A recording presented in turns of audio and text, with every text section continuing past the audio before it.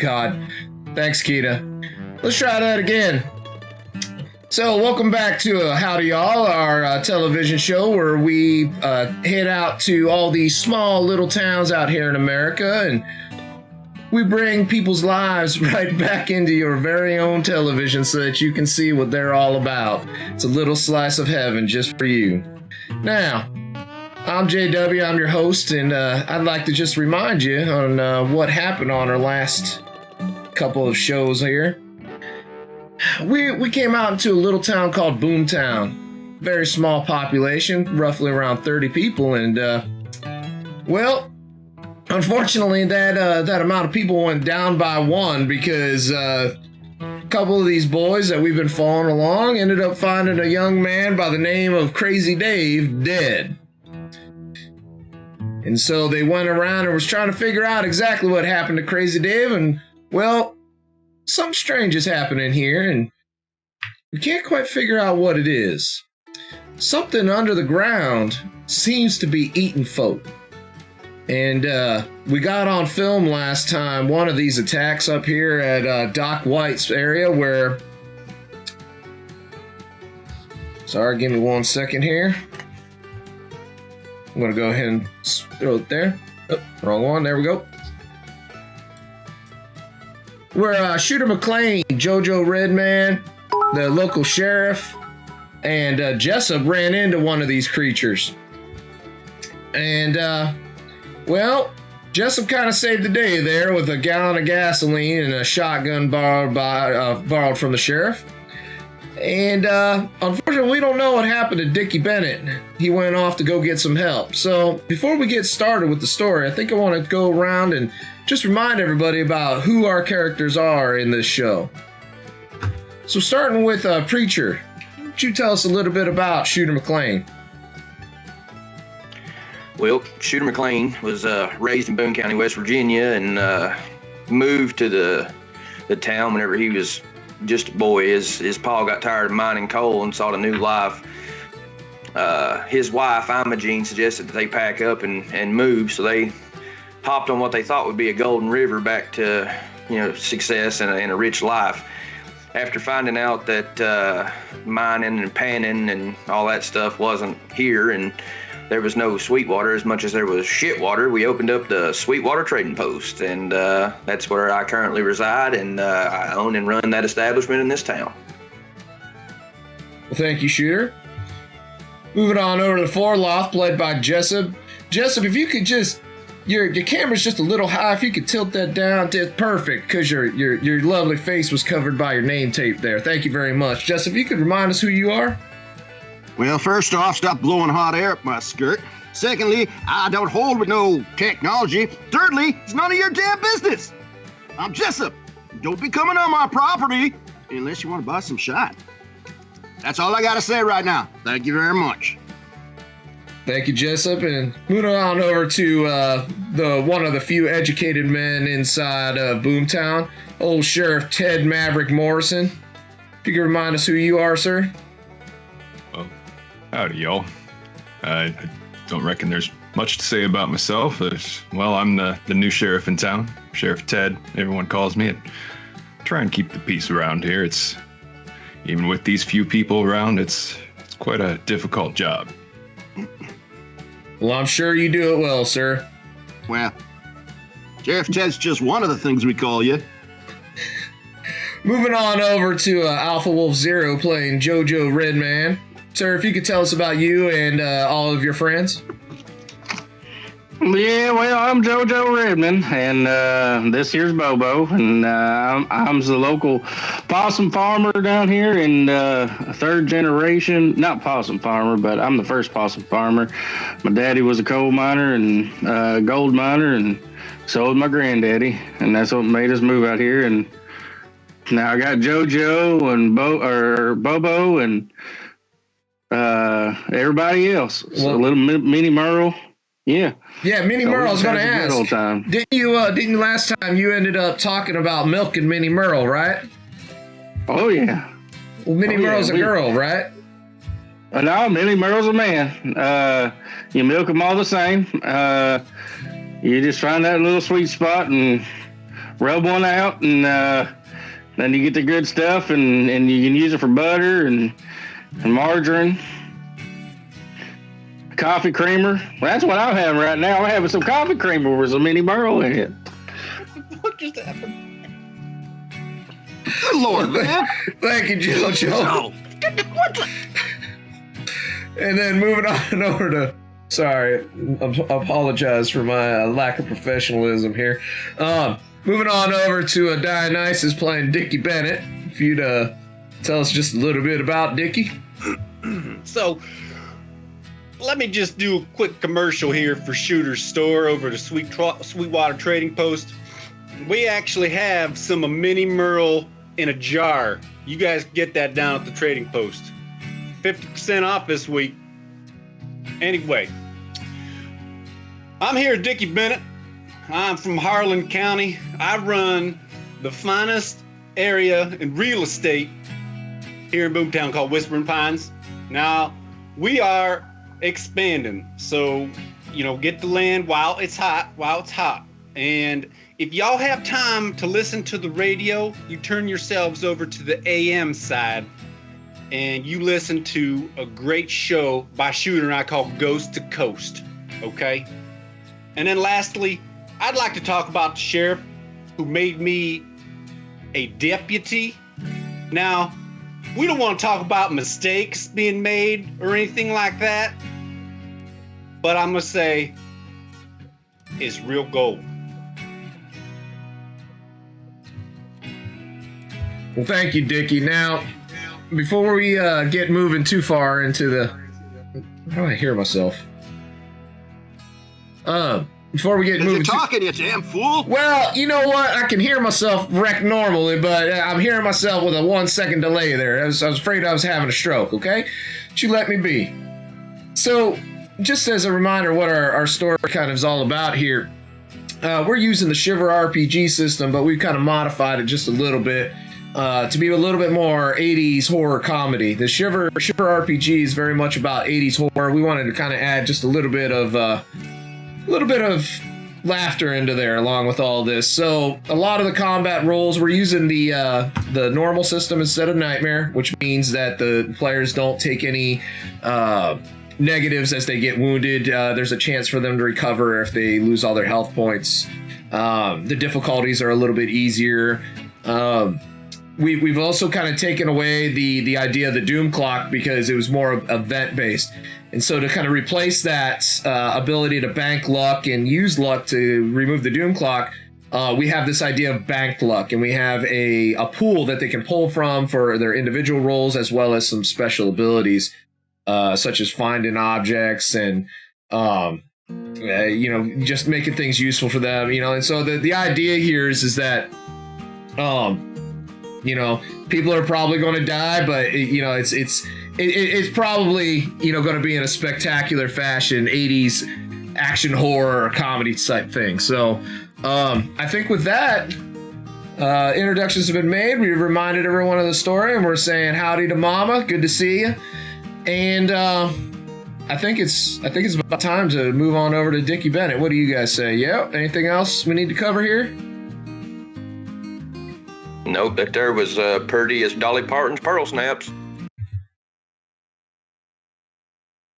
And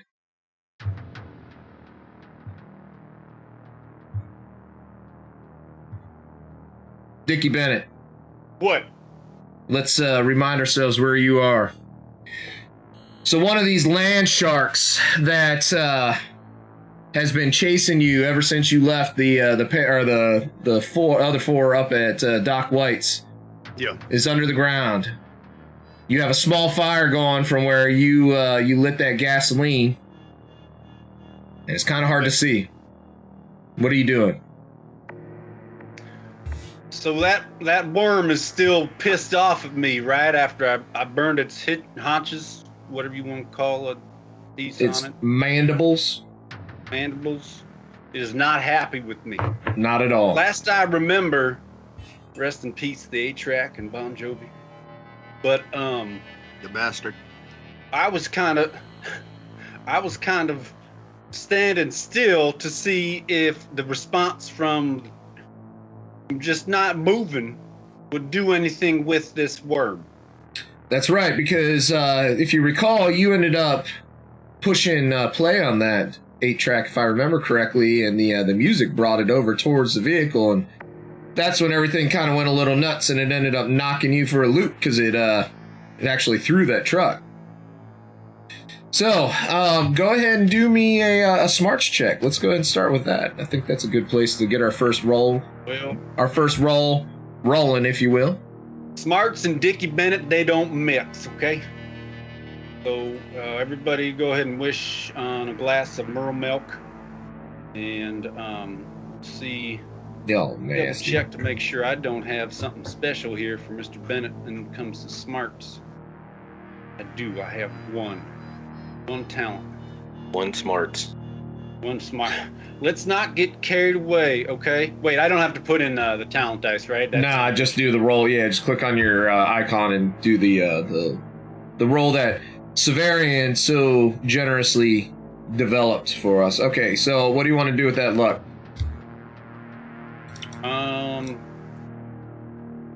I have no luck, so we're gonna put one in my own bank. So you're kind of watching, and you see this hump of dirt kind of move away from the fire, right? And you can see it looks kind of confused, and you're watching this thing and you see this hump is big, like it's long, like it's very, very long. Like we're saying probably, I don't know, 20, 30 feet long, right? It's huge, and it's probably like 7, 8 feet across on the hump. And so you're watching this thing, and it kind of moves away, and it looks confused, and it kind of comes back, and it's starting to move around. You can tell it's looking for you. Okay, so I'm gonna just hold still and hope that it thinks that I'm either gone, incapacitated, or have some other form of disappearing act. You're the Dickie Bennett, the Astounding. Hey, don't forget to tip your waitress. So while you're standing there, let's go ahead and move up to the other four. So you guys just saw this thing sink back down into the ground, and sorry, there we go. Sink back down into the ground. We got the sheriff who's a little bit hurt. You got Jessup, who is probably riding on sunshine after fucking using the old shotgun and a gallon of gas. What are you guys up there doing? What's the four of you doing? I would be trying to, like, Shooter be like looking himself over, trying to see if he could maybe like patch himself up a little bit somehow, or tend to himself, like a minimal first aid if he could. So without in this game, at least my experience, Severian, you can correct me if I'm wrong, unless you got an ability or a piece of equipment, right. you can't really do any first aid on yourself. You're right. I remember that now. Yeah. I will be happy to point out, just because I love you guys so much, that you are at a doctor's residence. Are we currently in that office that was in his shed, basically? So you guys are all let's see here. It's been what, like 3 weeks. If I remember that being on a concrete slab. Yes. So running for that. Yes, you were. If I remember right, you were in there. Jessup, no, yeah, because you came by, right? Jessup ran back out. Jessup was in that garage, and was running out. You were running into there, and then Dickie and JoJo, or I'm sorry, Shooter and JoJo were following you, if I remember that correctly. So, all right, so I would be looking for a first aid kit to tend to my wounds. Okay, I can't really help anyone else before helping myself. Go ahead and do a smarts check. And these smarts checks keep tripping us up. Because there's only one smarts. And am I in afraid status? I don't think I am. No, I'm stable. No, if anybody has the afraid status right now, you are clear and free. Go ahead and fix that up. So, Sheriff, yeah, you go running back into the doctor's office, and of course, the first thing you come across is just a kit, literally a kit sitting up against the wall, because honestly, one of the first things that he probably deals with a lot is some idiot smashing their thumb or getting run over or thrown into a wood chipper or something, you know? So he has a nice big first aid kit just sitting there. All right, so I ripped that off the wall, and I probably got like some either broken or bruised ribs or something along those lines. So I started bandaging myself up, try and stabilize that. Okay, so you find enough material in there to heal up 2 health points. You can roll for it if you'd like, but I think on this one, I would say if you're going to try to push that, if you roll any strange and no smarts, you're going to end up lowering the amount of health that you recover. So you can basically, it's kind of like a gamble. You can either recover 2 right now, or you can try and push it. 2 is good for me. Is there enough material in the med kit for helping anyone else after 2? So two times. So you and somebody else, okay, based on your smarts check. All right. So I'd carry that back out, and so is everyone else with me, or where is everyone right now? It's up to them. So I'll let you all decide where you are. You're basically, we're out of combat and don't need to worry about who's where and stuff. Yeah, I would have still been outside, just kind of looking around and stuff. Y'all get off that dirt out there. It looks like these land sharks, whatever they are, they shouldn't be able to break through this concrete here. I found some first aid kits over here. Land shark.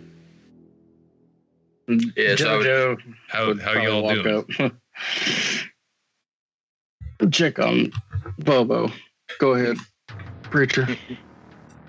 Yeah, I would move over to the concrete. Me personally, I'm weak. I'm not, I'm all right as far as it goes. If anybody's worse off for wear. And Jojo, you're doing all right? Took quite a thrashing from that thing. What in the Sam Hill was that?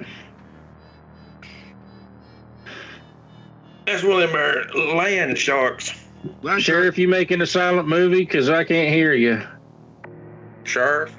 Jojo, come on over here and I'll fix you up a bit. Yes, sir. Come on, Bobo. We'll go get patched up. Is Bobo still shaking? Because I remember he was shaking real bad. Well, whenever you got there, Bobo basically did a bloodhound thing whenever he found that truck and just keeled over on his side. No, he seems to be back up on his feet. Still smells like piss and shit, because that's what they do. But he seems to be a little bit better now. All right. So would from where we are, would we be able to see like any smoke or anything from like the truck where Dickie is? Well, it's the middle of the night, and you're in a pretty lit up area. I'd imagine if you're kind of taking a gander around, maybe looking for that thing to come back, you might be able to see something. Let's go ahead and do a smarts check if you're gonna take a look. Oh no. This one's a little higher difficulty, just considering how far away old Dickie is. So you just want to do smarts, just standard roll? Yes, sir. All right. And I mean, you ain't gotta worry about failing these. You know what I mean? So. Right. I don't think I have anything. No, yeah, I don't have anything for that. So yeah. Yeah, you know that it's dark outside. It's about it. Anybody else is more than happy to look if you wish. So. I want to like kind of bring it up to the party just by saying, if this thing left us, it might be heading for Dickie. Can you guys see anything?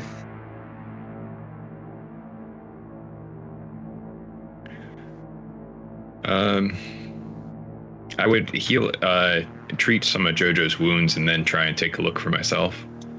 So Jojo, you can remove 2 wounds, or you can have old Sheriff Ted try and take a roll here, see if he can fix you up.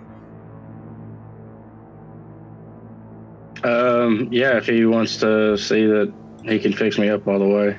What is it, a smarts roll? Yeah, smarts roll. So if every smarts that you roll, it'll do another health point.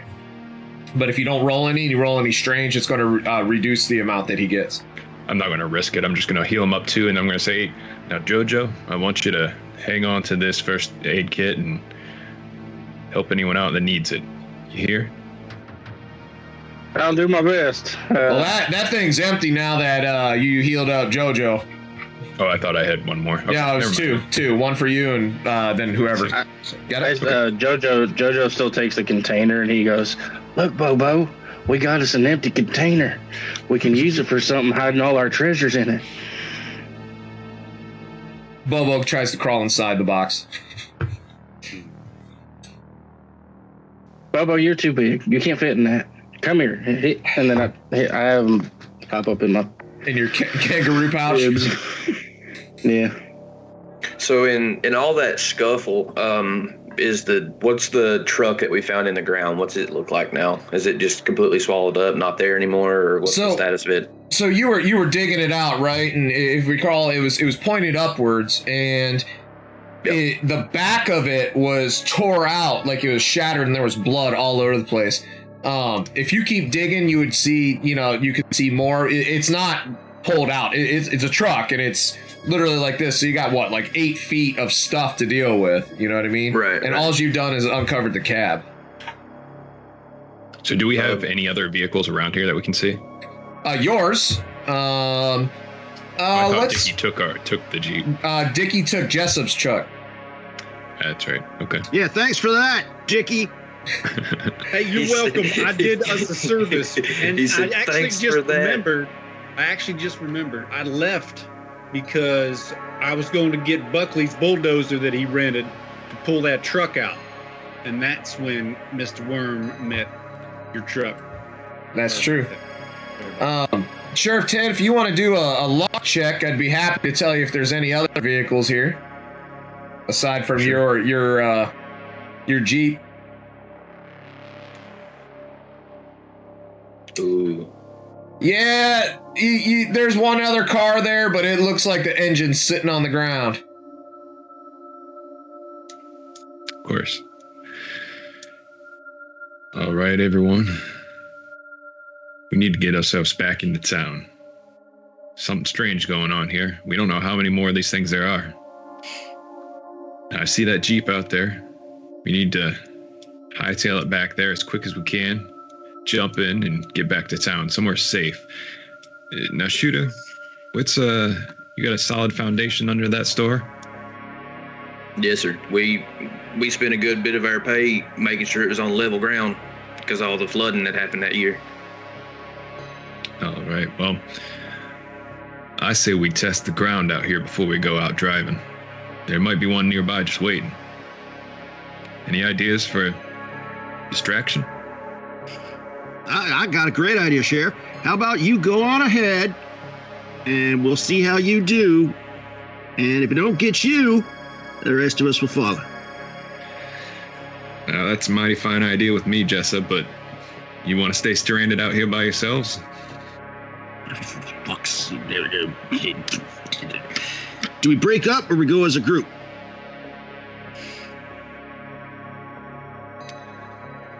What was the last thing that we were doing whenever it popped out of the ground? Yeah, why the hell did we come out here anyways?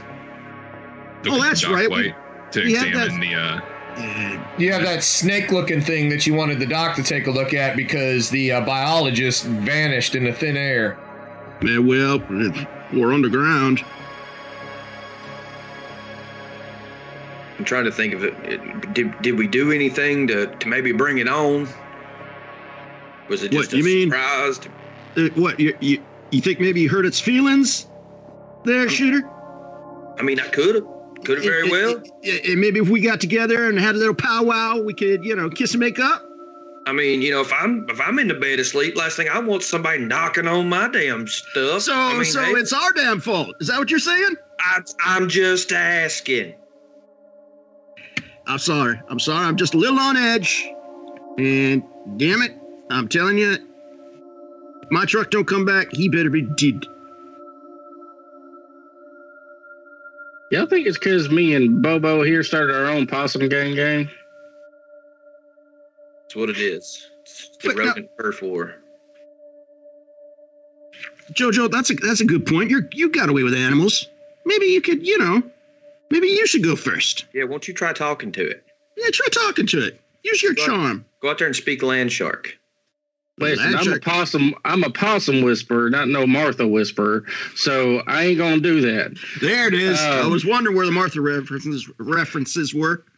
But what I can do, and then I whisper something to Bobo, and basically what I'm saying is I want Bobo to go and get some possums and try and scatter in the area and try and figure out where this thing might be located. Use them as like a radar detector, I guess. And when one goes stiff, we know that there's something there.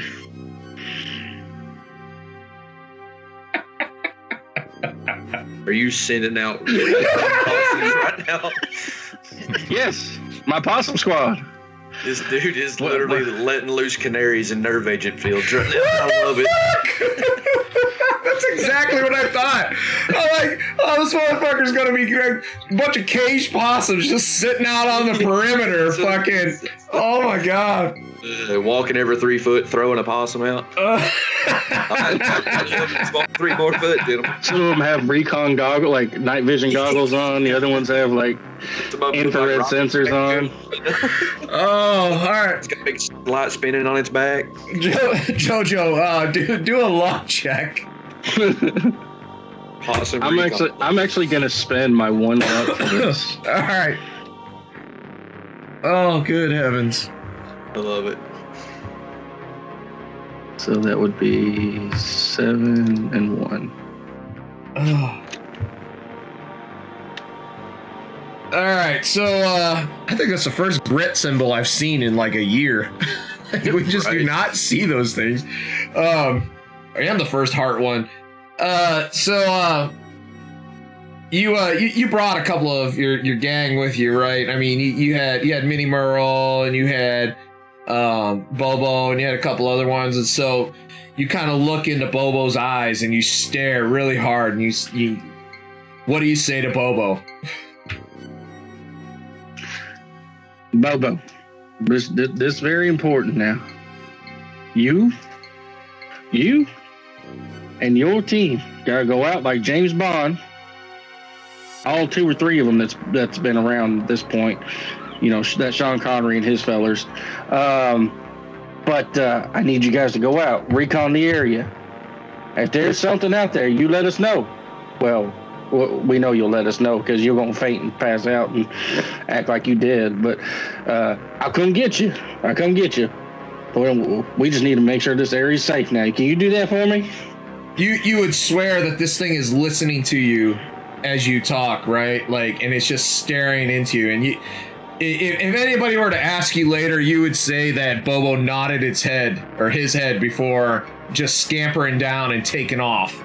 And you see the 2 other possums come running up next to Bobo, and they kind of split off into the distance. And a few minutes later, all 3 of them come back, and they all just kind of sit in front of you like some fucking weird-ass redneck Pied Piper. So they chill. They didn't, like, spaz out? Nobody spazzed out, nope.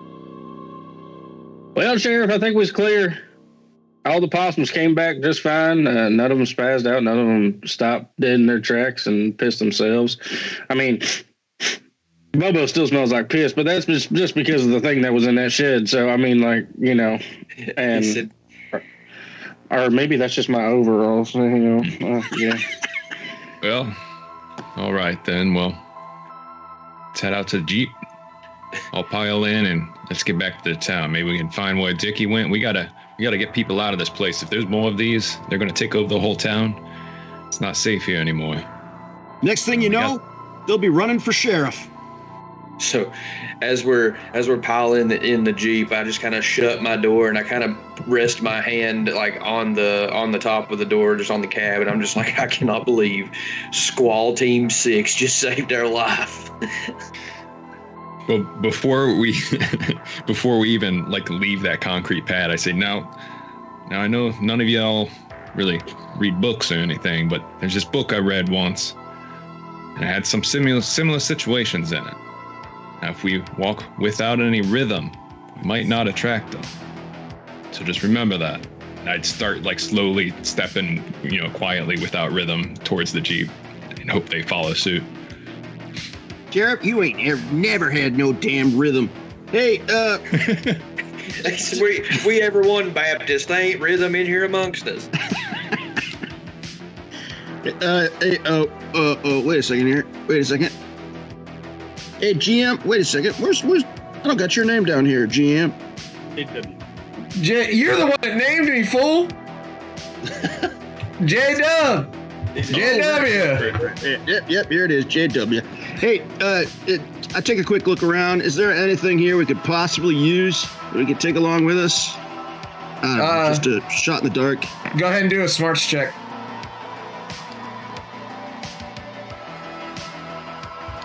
And by the way, JoJo has no idea what the sheriff means about rhythm and walking without rhythm. So he's just like doing a little jig and like clog dancing. Like he doesn't know what he doesn't know what he means. Just makes it worse. Like every single one of them show up.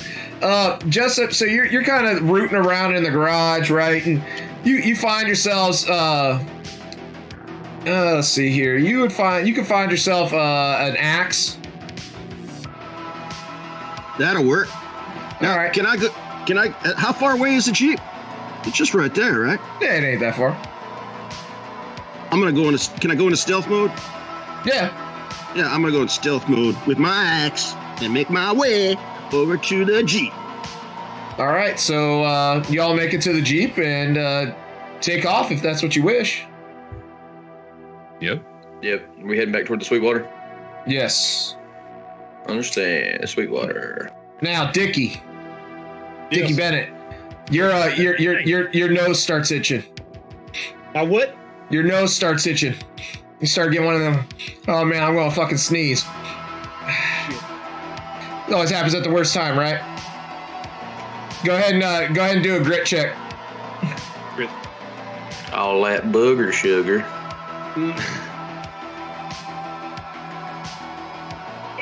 Oh wow, you got a talent dice. So you managed to hold on to that, Dickie Bennett, and you're kind of watching everything. You see this thing go along, and you see it stop whenever that nose twitch starts hitting, and then it takes off again, and then suddenly it shifts course, like it stops one more time, and it just takes off. This time to the north. To the north. Yeah, to the north. I'm just gonna stand here and make like a tree, and I'm not gonna move just for a moment because I want to make sure this thing is gone. I don't want to bring it back. Gotcha. Well, you're standing there for a few minutes, and that's whenever the headlights strike you, and you see the Jeep coming, and the folk in the Jeep start to see the last little remnants of that fire of poor Jessup's truck. Is that my truck? Now, Jessup, I don't want you to get upset. Is that my truck? Jessup, now listen. I'll find a way to buy you a new truck.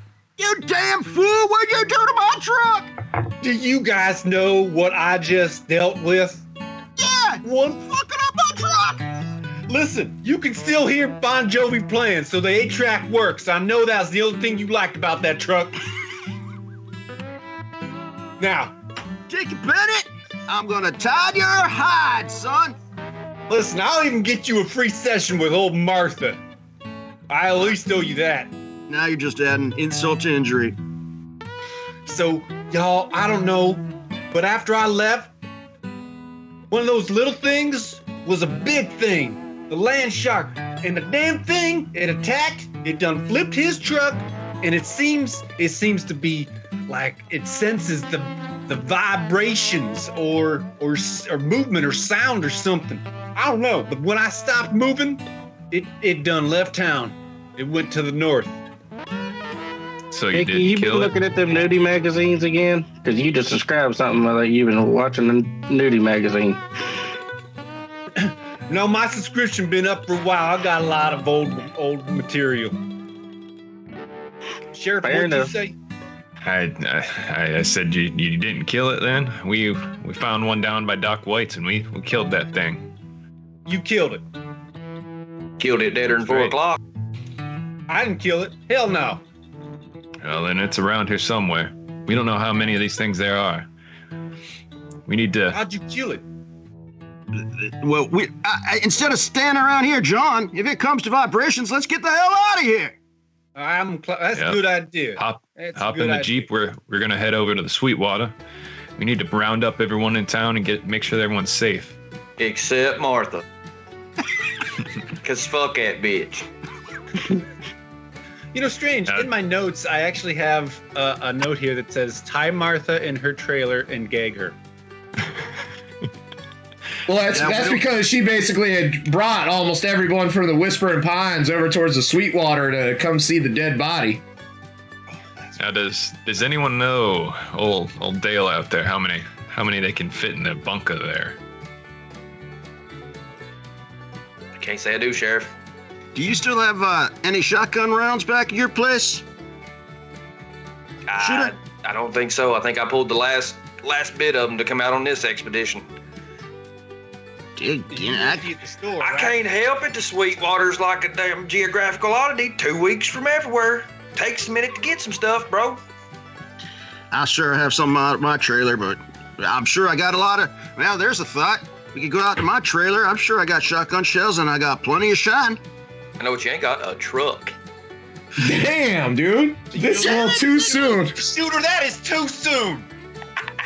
Everyone do a smarts check to see if you see something. While we're doing that, GM, how many more days on the construction blocking us from leaving town? So, construction was happening today. Everything kind of shut down yesterday. It's supposed to be anywhere between, they said, 2 to 3 days with the possibility of going as long as a week. Now, how many of them boys were there? What, the construction crew? Yep. It varies, but they've literally had the entire road tore up, blocked off, and they're basically trying to run water to y'all, so they're digging like deep. And they had construction. I bet you it was that damn construction crew. You think they planted those worms? I don't know if they planted them. I don't think they grow in the ground, Dickie. But I bet you they woke them up. You're running something now. Sheriff Ted, you see that the outdoor lights that Dickie Bennett always keeps off at the Whispering Pines in order to save electricity, all of them floodlights are on at the Whispering Pines. And just a question, I don't know if it really help much. My idiot savant tier path allows me to re-roll any luck symbols on a smarts check. Would it even make any difference? On this time, it probably don't matter too much. You're only going to be able to get one max, so no, I probably wouldn't help you. But yeah, that's a good thing to keep in mind. Before we move forward, I just was curious about the city center. What is that like? Is it just a shitty building, or is there like a safe place? No, city center is kind of like just a marker for. Sorry, I went to the wrong thing here. It's basically it's a word placeholder, I guess would be. So city center is just where it's a series of buildings. It's mostly homes, some corrugated shacks. You see a couple of houses. This is basically where a lot of the people that don't live in the Whispering Pines live. Okay, so I'm trying to think of where, in the case of an emergency, natural disaster sort of thing, where I would round up people to go for safety in this case. Probably the Sweetwater. Would be Sweetwater. Yeah, Sweetwater probably is one of the few places that's got a decent foundation. I mean, it's not that great either. I mean, even in the description I have here, it says that the foundation's breaking, and it is concrete, but it's definitely breaking. Okay. The only it says, oh no, I'm sorry. There is no foundation. It says the only concrete under it is the shitty single manual gas pump. So yeah, he's got nice level ground, but it's probably just wood on top of hard packed dirt. All right. Well, we're gonna. No matter what his daddy told him at first. Yeah. Y'all see that over at the Whispering Pines? Now I know you don't usually put those floodlights on, do you, Dickie? No, we gotta save money over here in Boomtown. Something's going on over there. Jump in the Jeep. We're heading over there. Now, Sheriff, you do remember when we drove by, I told you old Martha was running her dumpster and she had people out. But we drove by so fast going to the doctors. Yeah, that's true, Jicky. Well, we need to round everyone up, get to the Sweetwater, and figure out what the next step is. It's not safe here in Boomtown anymore. Yeah, Sheriff, maybe this ain't the right time to mention it. Maybe I should have mentioned it earlier. But that biologist just happened to drop her book of notes, and I was fixing on giving it back to her. I can't make no sense of it. Maybe you should take a look at it. It's all right. Well, I'm driving right now. Why don't you hand it off to Dickie and see if he can make any sense of it? Dickie, man, he couldn't find his ass with both hands. I'll just hold on he to it. ain't wrong now. Now, don't you underestimate Dickie there. He's he'll surprise you every You time. can make a national sport out of underestimating Dickie. I'll run you odds on that. I'm sure you could. Dick. And I throw it which into way do gear I and start hold the driving book? towards This Whispering way? Pines. Or this way. Upside down, right side up. You can make a fucking national sport. Oh, that's beautiful. So y'all head towards Whispering Pines, and sure enough, just like Dickie said, you see a small group of people now, and so there's the floodlights are on. There's a barrel out there with a fire, and you see Martha, and Martha's just kind of walking around. She's got her slippers on, right? Her fuzzy slippers. They're probably bunnies, and they're originally white, but now they're like just black with dirt. And she's just you just see her walking around going like this, and she's let me go over here. She's just kind of waving her arms up in the air as she's talking, and most of the people are kind of watching her, and you see a couple of people kind of going like this. But Dickie, the crowd that's here at the Whispering Pines is significantly smaller than it was whenever you first passed. On the way driving here, though, does Dickie get anything out of those notes as he's looking through them? Dickie, are you going to take a look at those notes? Can you read? I'm going to try my best, okay? First grade was a tough grade. So, unfortunately, most of this it's not in crayon, so you might have trouble, but go ahead and do a smarts check. All right, listen. The annual. None of Okay, all right. So, Dickie, you this book's a little weird, believe it or not. So, you start going through it, and you see basically it's two different hands. One is a very, very, very neat, orderly, almost feminine hand, like very, very carefully drawn. Every word is just very neatly written. And then the other hand is significantly softer, but a little bit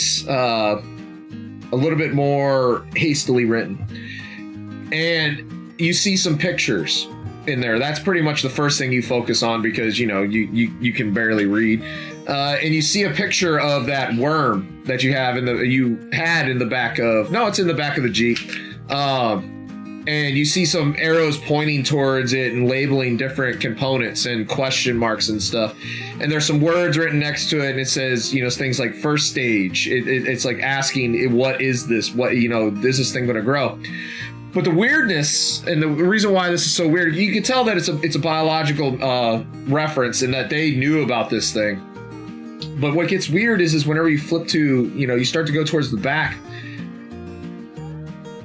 it stops being letters and words, and it starts to be symbols. And it's written like sentence structure, but it's all just strange symbols that you have never seen before. In reality, in real life, maybe it's like Arabic, or maybe it's Egyptian hieroglyphics. You have no idea. But it is definitely just strange, because it's a bunch of symbols written in the back of the book like that. And it's a good 10-15 pages. The damn Iranians are behind this. This is Contra times, right?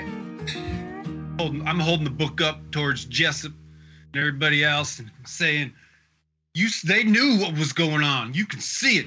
And right here it even says there's nice looking arrows and everything. I know what arrows mean. And it's got a picture of the thing that we saw. And what it's saying, and I mean, I'm not the smartest man in the pines. You got that right. But listen, Jessup, and I know you agree with me. this says first stage. Now they have to know that this thing's getting bigger. They're studying this shit. So this biologist, She's in cahoots with the Iranians. she's a biologist. What do you mean? What do you mean? I don't see any Iranian writing here.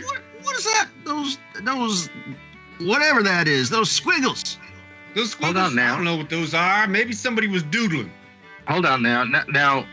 Now, Bobo here is a part-time professor, and I'm sure that he can make out what them symbols mean. Because Bobo's the one that taught me how to read. And Jojo, you worry me sometimes, son. I think you've been drinking too much of my product.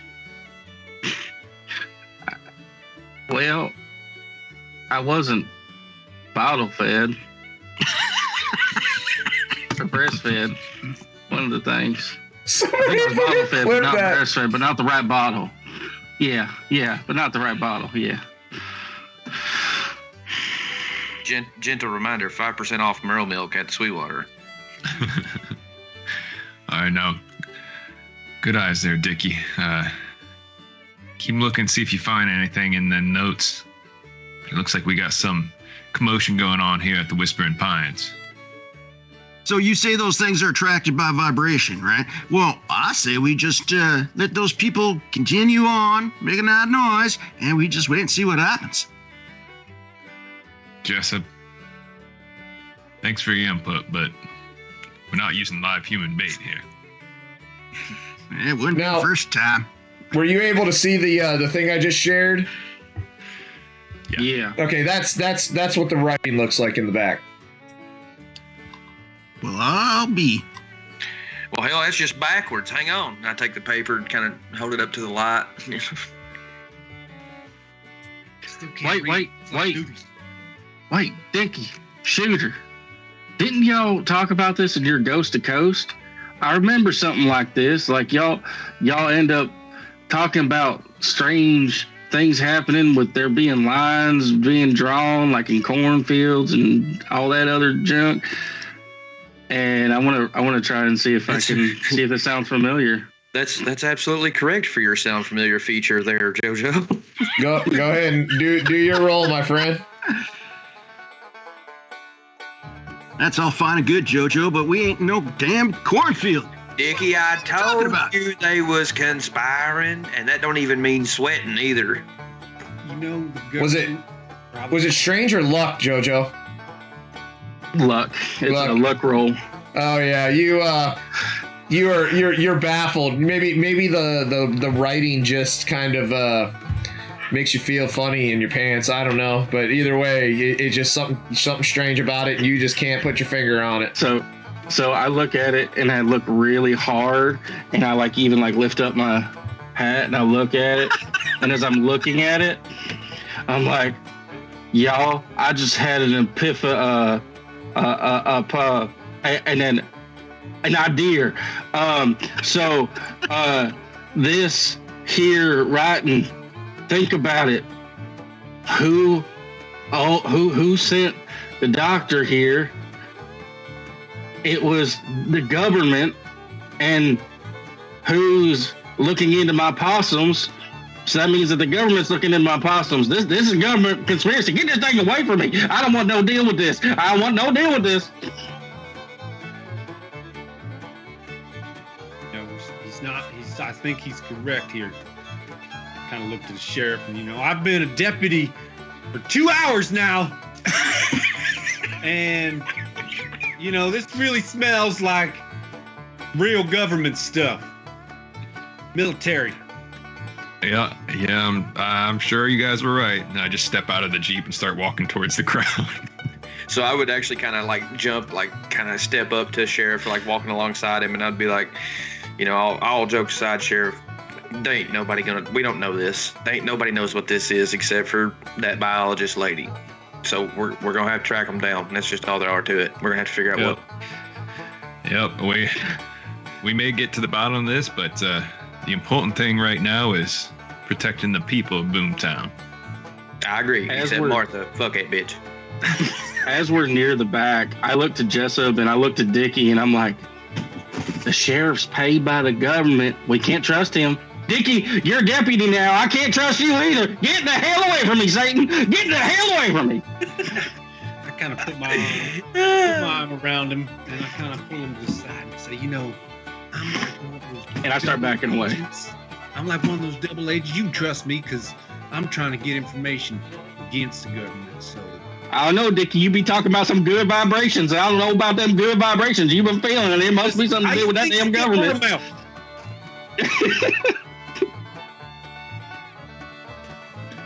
Yeah, you can trust Dickie. Just don't lend him your damn truck. He's right about that.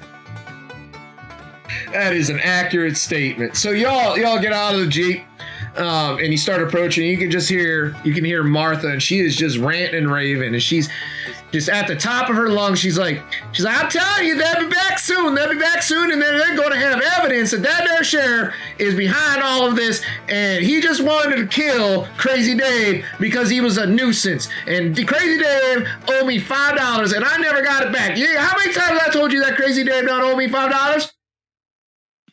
Do I have a bullhorn in the Jeep? Oh God! You know what?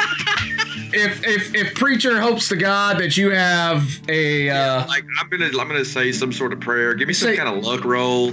Say a prayer. Say your prayer. Let's see if the intervening God will hear it.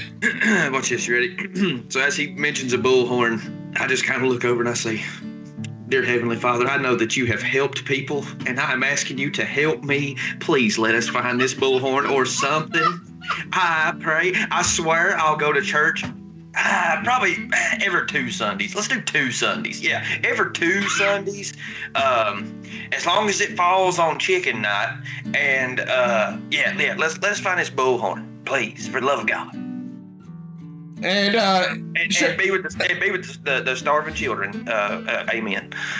So sure enough, God seems to be listening to you, and old Sheriff Ted happens to remember that underneath his seat he's got a battery operated bullhorn. It takes like 18 D-cell batteries and lasts all of 5 seconds, but it does work. So yeah, Sheriff, you definitely do have yourselves one of them there bullhorns. Man, hallelujah. All right, so I grab that, jump up onto the hood of the Jeep, and use maybe there's a little siren, button on, and I run that for a second. Whoop, whoop.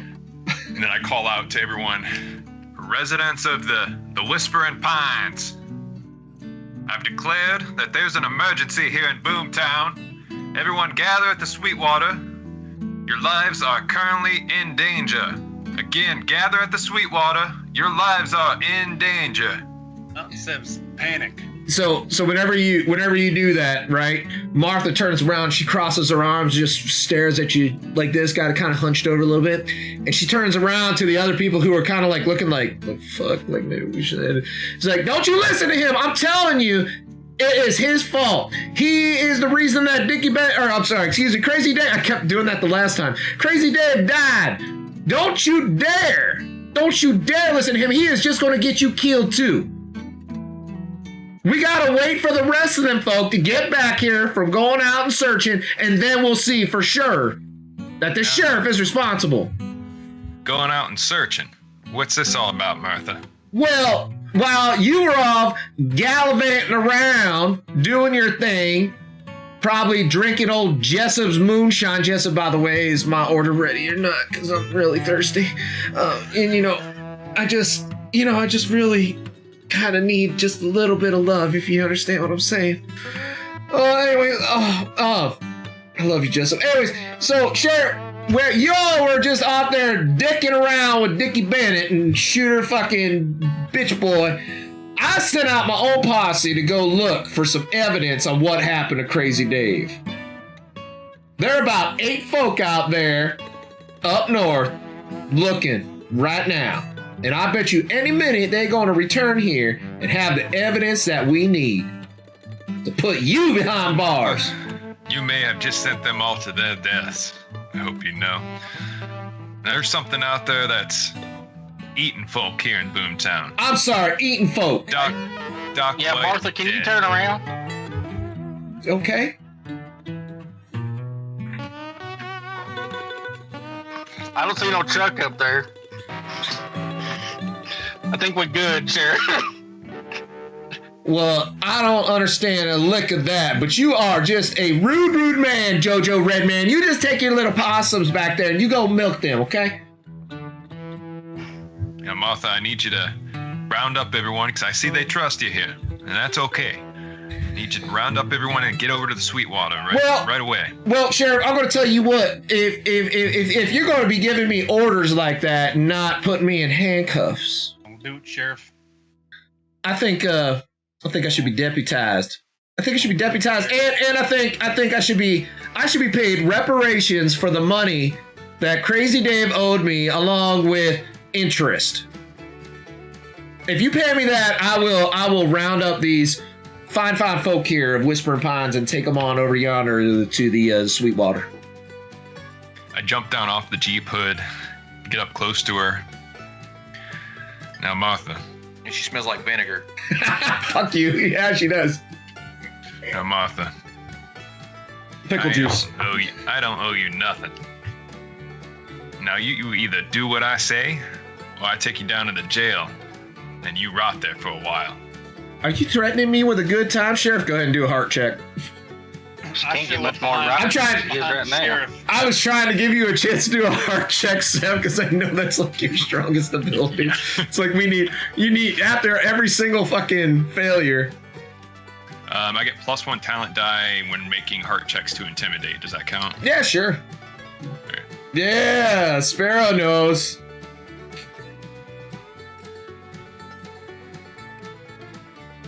Oh, wow. Wow. So what we're gonna do here, because that's a pretty big deal. Let's go ahead and add a banked luck to the pool. So you come up, you get in her face, and you can smell all the pickle juice on her breath. And she kind of stares at you back for a moment. She looks like she's about to be belligerent, but she just kind of shrinks down into herself. She says, "Okay, Sheriff, I don't want to spend no time in no jail cell. It's no, thank you." All right, ladies and gentlemen, you heard the sheriff. As a deputy, I do hereby say that all of y'all need to head on over to Sweetwater. Let's go. Come on now. And so she kind of turns around and starts walking, and everyone's just kind of like looking at the back. You're like, "The fuck." And so they just kind of mosey on as well to the Sweetwater. Before she walks away, though, I say, "Now, Martha, I need another word with you. This is gonna sound crazy, but like I said, there's something eating folks here in Boomtown. Something that, well, it lives under the ground, burrows quick. And if it hears anything on the surface, it'll come after you. So keep everyone in the Sweetwater, off the dirt, and quiet." Shut your mouth. You shut your mouth, Dickie Bag! You don't fucking tell me! Now, remember what I said. Try and keep it a little quiet. No vibrations across the ground. No loud music. Nothing of that sort. Well, that won't be... There in the Sweetwater, we're going to take a trip up to Dale's, and we're going to see if he's got any firepower that can take these things down. Well, that ain't going to be too hard not to have vibrations there, Sheriff, because Jessup isn't inside my trailer. Mm-hmm. Yeah, but your fat ass just make the whole ground shake around here. You shut your mouth, possum milker! Why don't you come over here and make me pickle breath? I ain't got time. Have a domestic situation here, folks. Easy, JoJo. You don't want to smell like Long John Silver's. Oh, that's a gross reference. That's why we keep the trailer closed. To quote Cleveland. Oh, that's nasty. Oh, that's just nasty. That's nasty. So, she kind of gathers up the folk. The folk that are here are pretty much the normal folk, you know, like the more chill side. A couple of them from City Center, and so she just heads on off, and they all stay on the blacktop, kind of walking. It's a pretty good distance actually from the Whispering Pines. Yeah, it's about 3.5 miles. They're going to take a little bit to get there. All right, y'all. I say we head up to Dale's. See what he can do to help us out. Maybe we can convince him to actually help this town for once. Who the hell is Dale again? Has anyone ever Dale actually Buck? seen him? We haven't met him yet. No, he's one of the town folk. He's got the bunker and all the weapons with his old wife, Norma. Yeah, you're missing the point of my question there, Dickie. Well, Has anyone actually met Dale? GM. Oh, he comes by sometimes. He got the one person that would actually have quite a bit of interaction with him would end up being Shooter, because he comes down and puts really fucking weird orders in. Like, I need 6 boxes of MREs. I need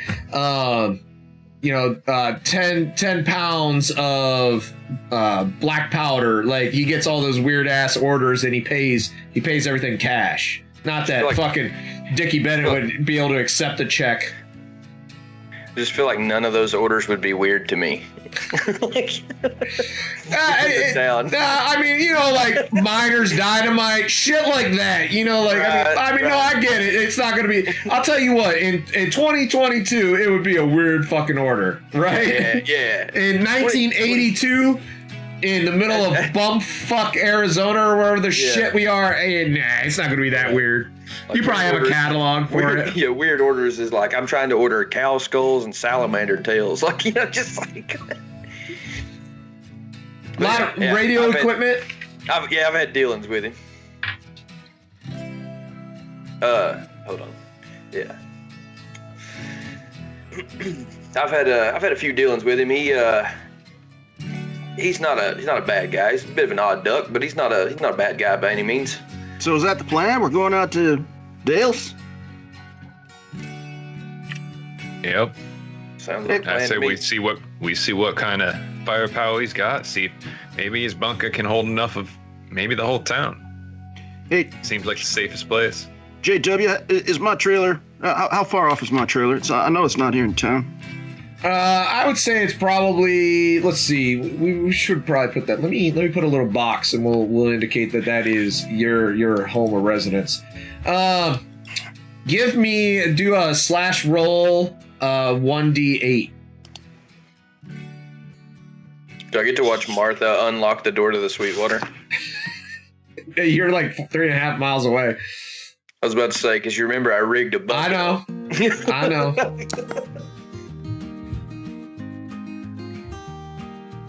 So your trailer is probably, we'll say it is out there. Yeah, I'm looking.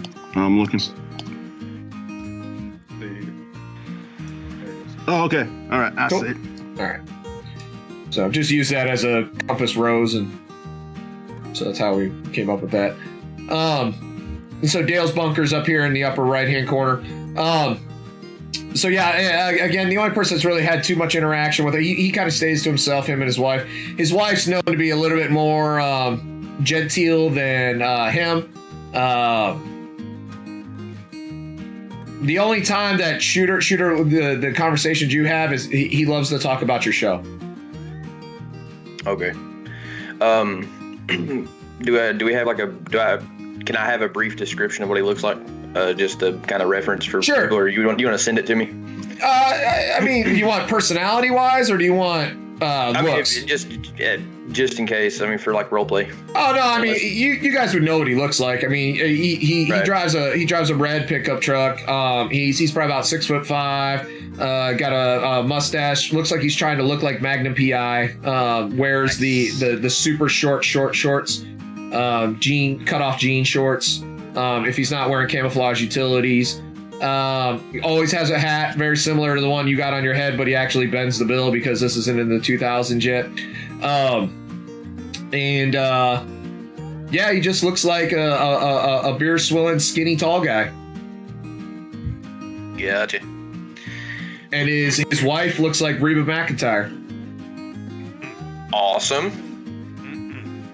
The best part about that is you don't even have to ask what age, because she's just still fine. Doesn't fucking matter. Yes, so fine still to this day. Does not matter. That's a fact. So that being said, though, would I remember anything, like, as far as him being like, if you ever come out to my bunker, you need to, knock on the door 3 times or sing, the Ballad of New Orleans or something, you know. He always tells you that he will come and pick it up. Gotcha. Don't come out to his property. He will come and pick it up.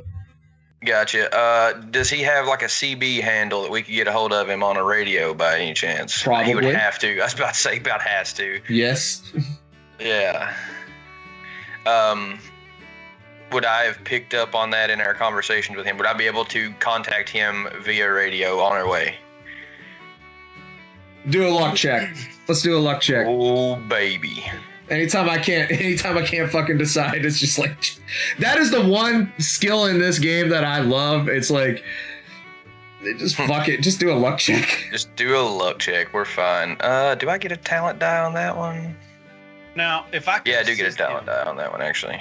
I assume he'd talked about him to me due to our show. So maybe I could assist him in his role if I need be. Yeah, go ahead. And it's just the same luck? Yep. I just want you to know this royalty-free song that you're playing right here is In the Arms, or Leaning on the Everlasting Arms. I knew it. I didn't even have to look. Yeah. That's funny. I love it. Anyway, yeah. So, Dickie remembers that he has two hands and a light bulb in his head. You're kind of thinking back, and you know he's always telling you, he's like, don't come out to my fucking property. Don't fucking come out to my property. Don't come out to my fucking property. He's like, but you know, if shit ever really gets wild, right? You can try and pull him up on his ham radio, as Whiskey Tango Foxtrot. All right. So I want to attempt to get a hold of him. Our way over. Sheriff Ted, does your vehicle have a does your vehicle have a CB? Well, of course it does. Does it? I mean, because you got to keep in contact with all those folk around the city that have them, right? All your fellow deputies. All right, that's fine. All right, I'll let it be. If we got a 18-pound D-size battery bullhorn, of course we've got a portable ham radio, JW. I mean, hell far. Anyway, Whiskey Tango Foxtrot. This is Ghost Coast 1 over. Static. Whiskey Tango Foxtrot. This is Ghost Coast 1 over. Ghost Coast 1, this is Whiskey Tango Foxtrot. Go ahead with yours, over. Whiskey Tango Foxtrot, Ghost Coast 1. I got a question for you, sir. Are you on a secure line? Knowing good and well what his answer is going to be.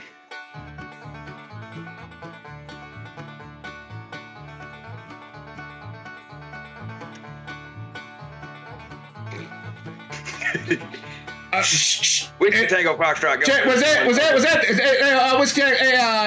Ghost Coast 1, this is Whiskey Tango Foxtrot. Was that the end of your transmission, over? Because you didn't say over. Whiskey Tango Foxtrot, Ghost Coast 1. That is correct. Over. Ghost Coast 1, this is Whiskey Tango Foxtrot.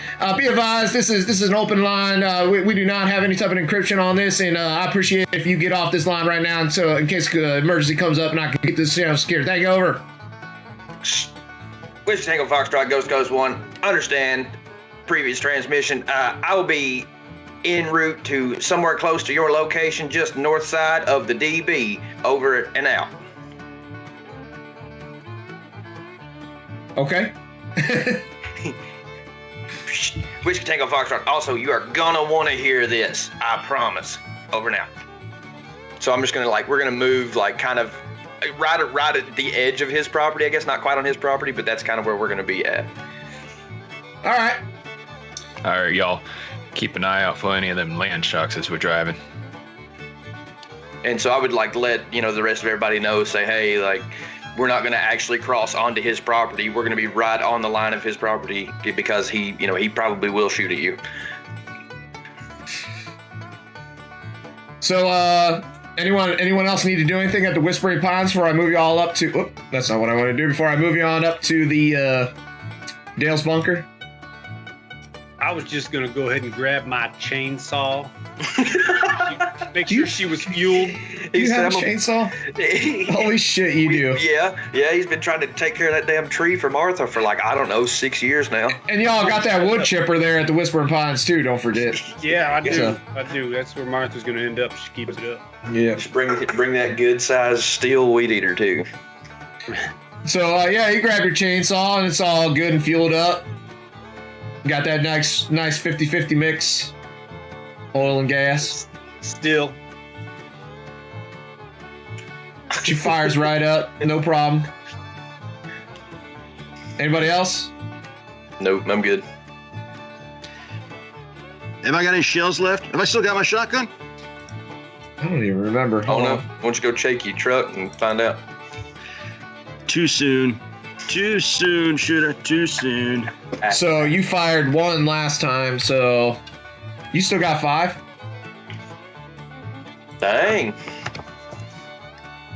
Anything else?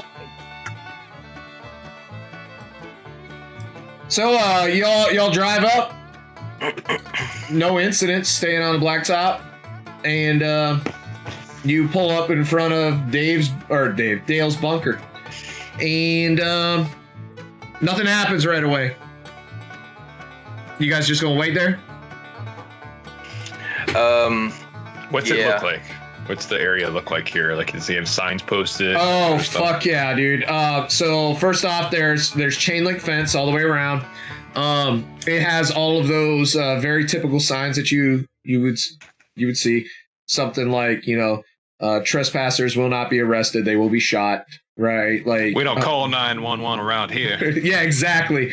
Right? Like, just think of... We don't dial 911, we dial 357, Yeah, exactly, right? Like, trespassers will be violated, right? Like, it's like Trespassers will be shot, survivors will be shot again. Yep, exactly. It is and they're posted at intervals, right? Like, this is not Like everyone post. Yes. I know that guy. I actually know that guy. Yep. And so there's an electric fence, not an electric fence. There's a mechanical gate, right, that will open and close. You aren't sure if the fence is electrified or not. There is warnings that it is. And there's where the road meets the driveway, there's that gate, and then it goes up. So it goes up maybe about, 75, 80 feet. And then there's a kind of like a plateau that's been graded off. And there's a house up on top of that hill. And it's an actual house. It's not like a double wide or anything. And there's spotlights all throughout, which after maybe you're sitting there for about 5 minutes, all those spotlights start kicking on. Right? And I mean, it lights up basically the entire fence perimeter is lit up. And it's about this time that Shooter actually kind of gets in his head that maybe he shouldn't have brought the sheriff nor pulled up in his Jeep, but too late now. Is there a call button at the gate? No. Is there like a little phone, like one of those pick it up and automatically start ringing type box phones? No, he would not want visitors, so therefore there is nothing like that. Does he have cameras right here on the corner? 'Cause he's got to have cameras on the end, or some sort of a camera. Go on. Yeah, sure, he does. Absolutely. He just sees me out there waving like something ignorant. So after those spotlights kick on, you hear an engine start, and his red truck comes barreling down the driveway, and you see Reba McIntyre in the back of the truck, and she's got an AR-15 and like an H harness. This would be H harness times. Fucking I have military gear eras, right? She has an H harness with magazine pouches on it, and she's just standing in the back of the truck like this, and you can see fucking Dale driving, right? And he's got an AR-15 that is inside of a little lock, like a holder. And he pulls up and he pulls to the side and he looks out the window. You see Reba kind of having it down at the low ready, and he rolls down the window manually. Right? He's like, "Shooter, now I do business with you, but you're bringing a sheriff around my goddamn property. What are you doing, boy?" So on the way down, I think, Sheriff, you were trying to say something to me, right? Did you say it before he pulled up? No, I would have. That cut me off. I was going to ask you to call him again. Oh, okay. So as Sorry, I'm Sheriff. leaning over, getting ready to hear what the sheriff kind of says, all of a sudden I hear a door slam and he says all that. And I'm like, I know. But I trust me, you're going to need to hear some stuff. I got something that I need to tell you. So just put the weapon down. Norma, you're looking awfully pretty today. Flattery ain't gonna get you nowhere, shooter. Now, you just told me to put down my gun. You can pry my gun from my cold dead hand, shooter. I step out of the Jeep slowly. I do have my shotgun across my back and my pistol holstered, but I've got my hands up. Step out of the Jeep. Now, Dale, I know we haven't talked much before, but... Yeah, because you're government.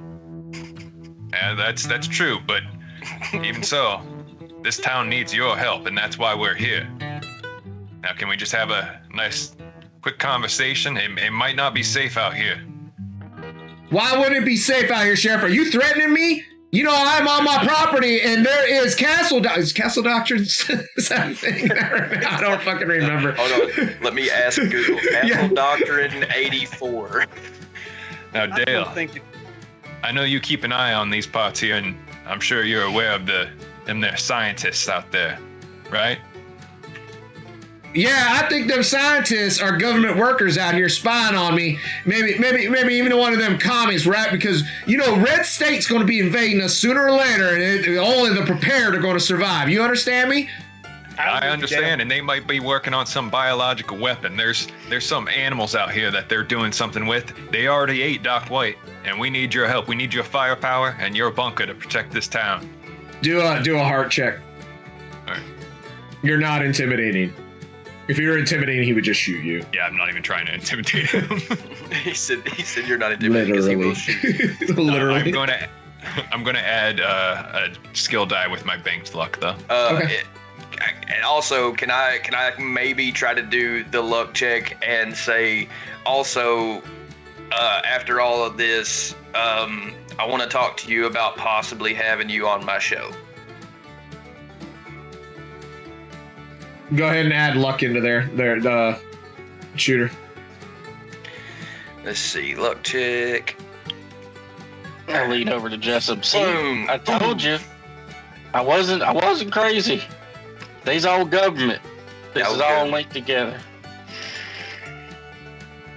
So, you guys say your things, and Dale looks over at Shooter and he says, I'd like to be on your show. I got a lot of things to say about the government and everything that they're involved in, and I'm going to be honest with you. I listen to every single one of you and Mr. Bennett's rants.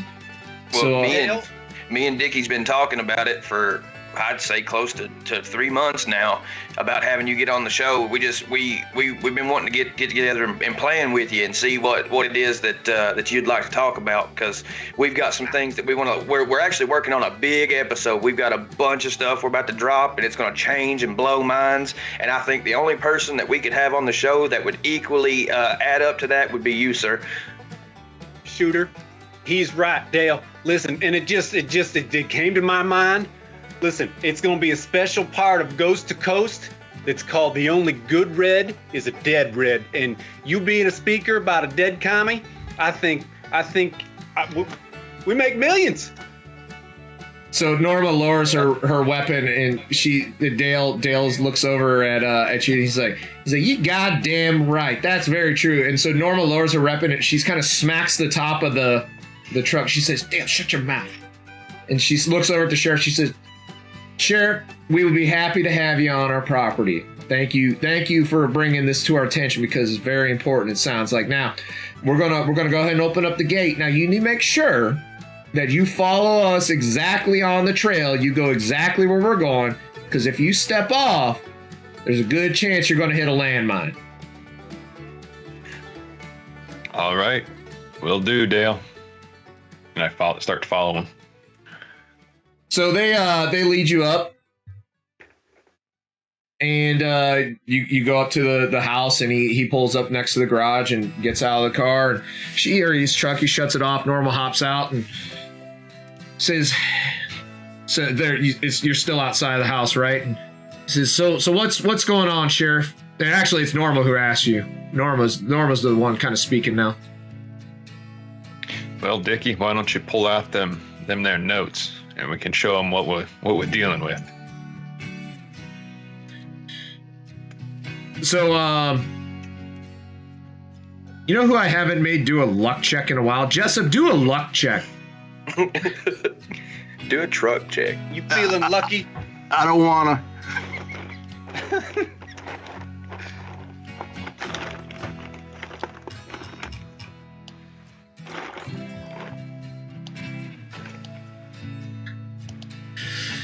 And let's have one more. Let's have it because I haven't seen one from Bobo and his master. Bobo Jojo, make your luck check.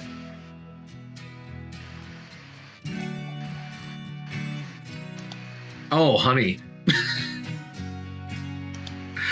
That's 5 strange with no successes. God. Yeah, this is okay. Cool. That's what I wanted.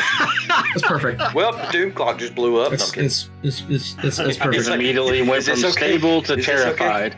Yeah. So you know what's bad with JW is like, is the stash okay? We're about to fuck them up. We need to. I gotta fix my white trash hair. Hold on. Dale takes the book, right, and he starts flipping through it, and he's looking at it, and he looks at the worm, and he kind of looks a little strange, and Norma's kind of sitting, looking over his shoulder, and he kind of shakes his head. He's like, "Nah, I ain't never seen nothing around these parts," and he kind of starts to flip through, and he gets to the empty pages, and he does one of those, and he gets to the weird text in the back, and he stops and he stares at it, right, and then he gets these big eyes, and he looks over at Norma, and they both just stare at each other for a second, and the ground opens up and swallows both of them instantly. What? What? What? What? Boys, we just inherited a whole bunch of stuff. Is there anything to shoot at visibly? So any target? You in actuality, here's what happens. Solution, Sheriff. So you're standing there, right? And they're kind of like staring at each other.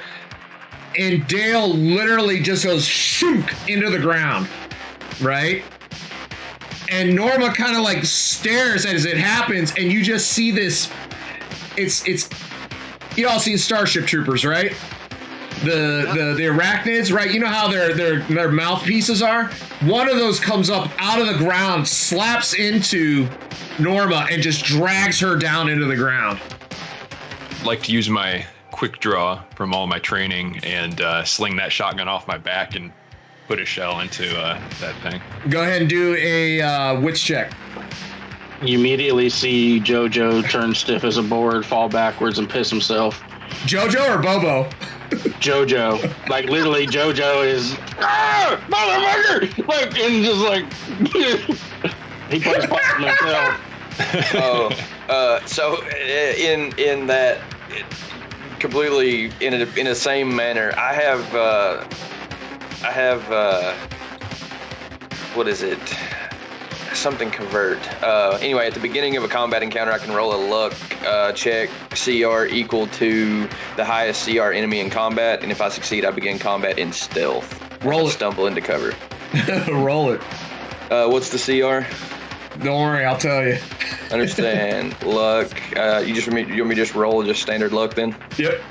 All right. I'm converting those 2 luck to a success.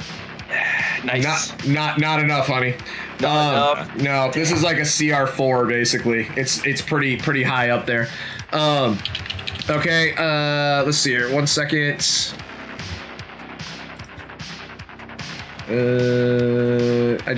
I need one. Where's my thingy? There it is. Okay, give me 1 second. Sorry. Let's see here. Shiver. Forgot to have my my PDF up and ready. Pulling up now. Just give us a bonus die in the chat. Do you want to roll that? You want to roll that for your wits check there, Sheriff, or do you want to hold on to it? I'll use it if no one minds. What does that get me in this? What are we doing with the bonus die? Roll. Since this is horror comedy, roll a talent die. Okay.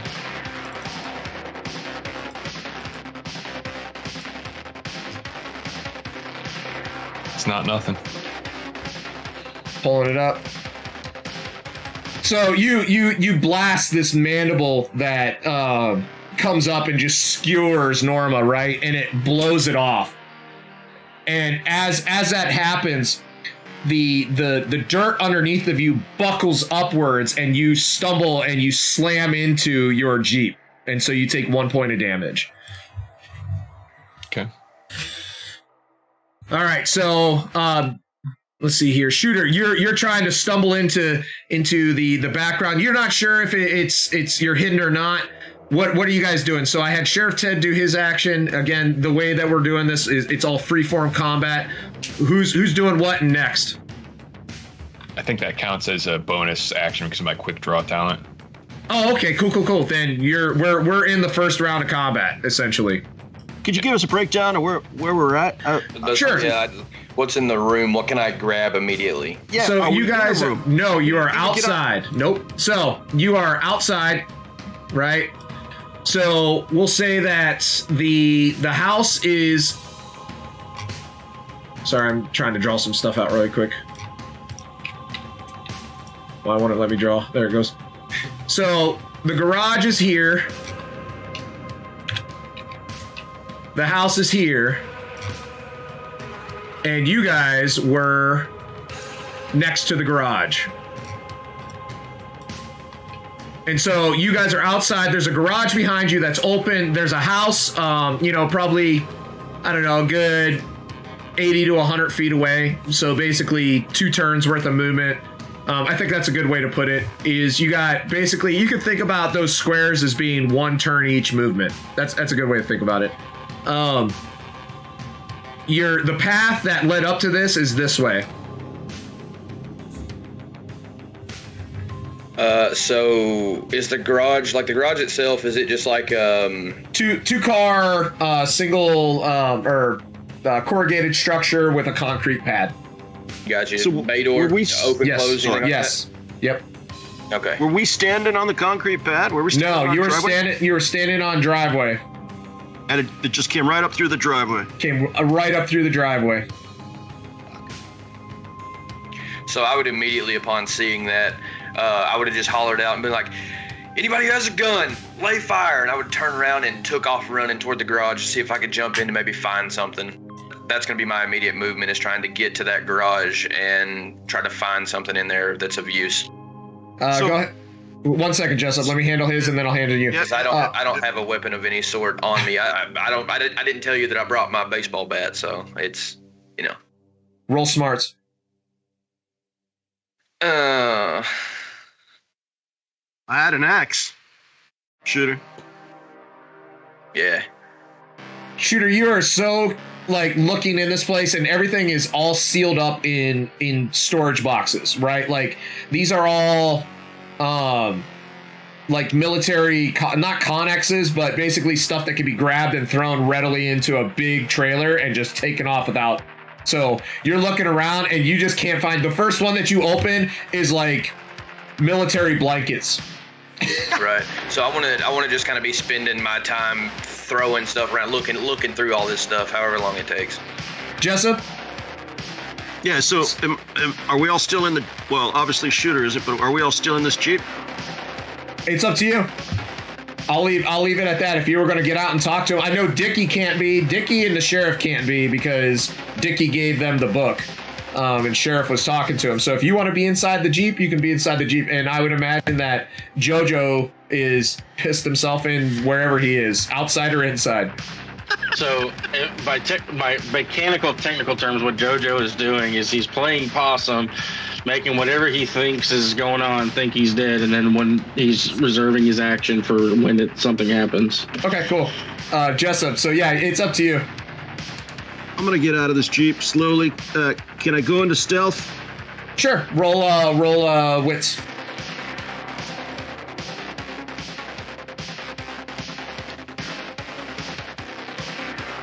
Nice. Wow. So you guys are kind of like focused in on the fact that Dale just got slurped into the ground, and Reba McEntire in all her glory, hats, moment of F for respect for her, just got skewered by a mandible. You realize that Jessup isn't there. Jessup is gone. What are you doing, Jessup? Like he's a ninja. I'm making for the house. Okay. So you get up to the front door. That's JoJo. So you get up to the front door, and nobody even seems to notice that you're there. Now, they just came out to greet us. They didn't lock the door behind them, did they? Okay. That's me raising my hands. I don't know. I'm going to try the door. Do a luck check. Oh, come on. Listen, I mean, you could just like, here comes Johnny the door, So you grab the door handle, and the minute that you do, you feel like your body is being electrocuted. You take 2 points of electrical damage. Oh, son of a... Ouch.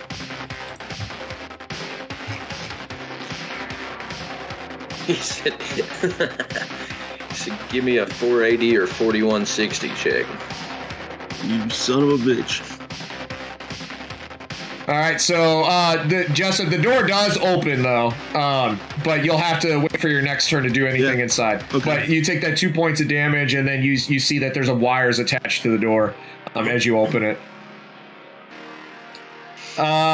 Sheriff Ted, Dickie. I'm heading into the house. I'm trying to see if we can locate this bunker that they've got up here supposedly, and any firepower that they might have that we can use. Okay. So go ahead and do a smarts check. Okay. Shooter, give me a... Okay, give me 1 second, Sheriff Ted. Shooter, do a... Yeah, I know, that's what I was just looking at. Don't, Sparrow, that's cool, man. Do a smarts check, Shooter. Sheriff, as you you go barreling up the way, right? You go past Jessup. You hit a tripwire and fall and smack your face into the ground, taking 1 point of damage. Shooter, Was that me? Sheriff Ted, yes. So, but you're inside the house. Yeah. That's just the front door, by the way. Shooter, you're digging through this.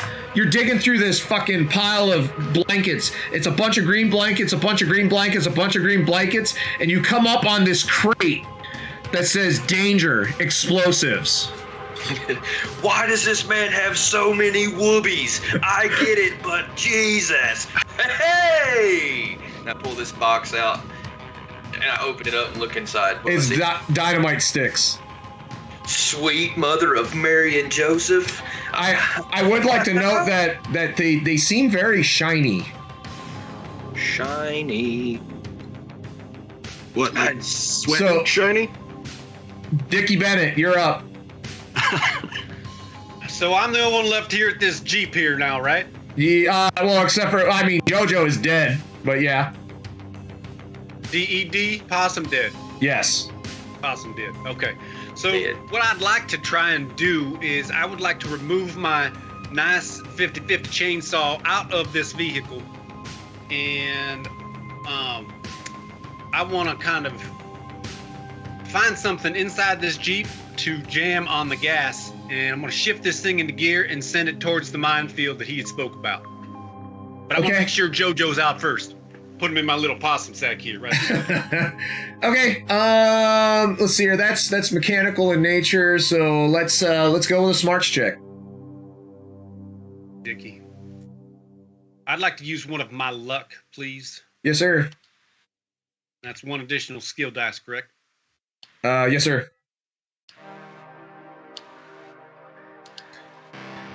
So JoJo was in the back of the Jeep and kind of went right, and you grab him and you drag him out really quick. and you find the sheriff's 18 D-cell bullhorn, and it seems pretty fucking heavy, and so you put it on the gas, and it takes off. I'll just hold real still with JoJo and my chainsaw. Okay. Did you just send off our only means of transportation? There's a red truck right here, Jessup. It might even have your name on it. It looks like your red truck. Yeah, but you stay the hell away from me. The registration just has a black crayon marked through, and it has Jessup with the S's written backwards on it. Official as any. Later. You send that thing off. Yeah, so Sparrow, that equipment drop is incredibly vague, and we've gotten a lot of strange things from it, and so what we do here is whatever's most fun. So yeah, that works, man. That's what Shooter got a hold of with that. So yeah, thanks for the equipment drop. Absolutely. So Jojo, you still got a turn. Is there anything that you want to do?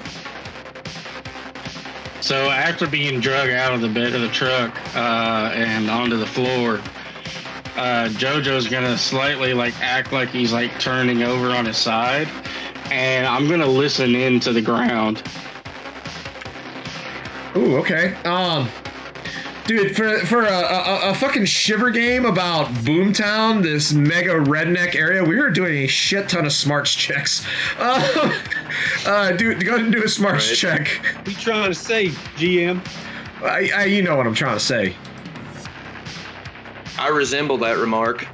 And the funny thing is most of us didn't take any smarts whatsoever. Did I plan this? Maybe. I'm gonna re-roll that one luck. Yes, sir. With my. Hey, nice. It worked out.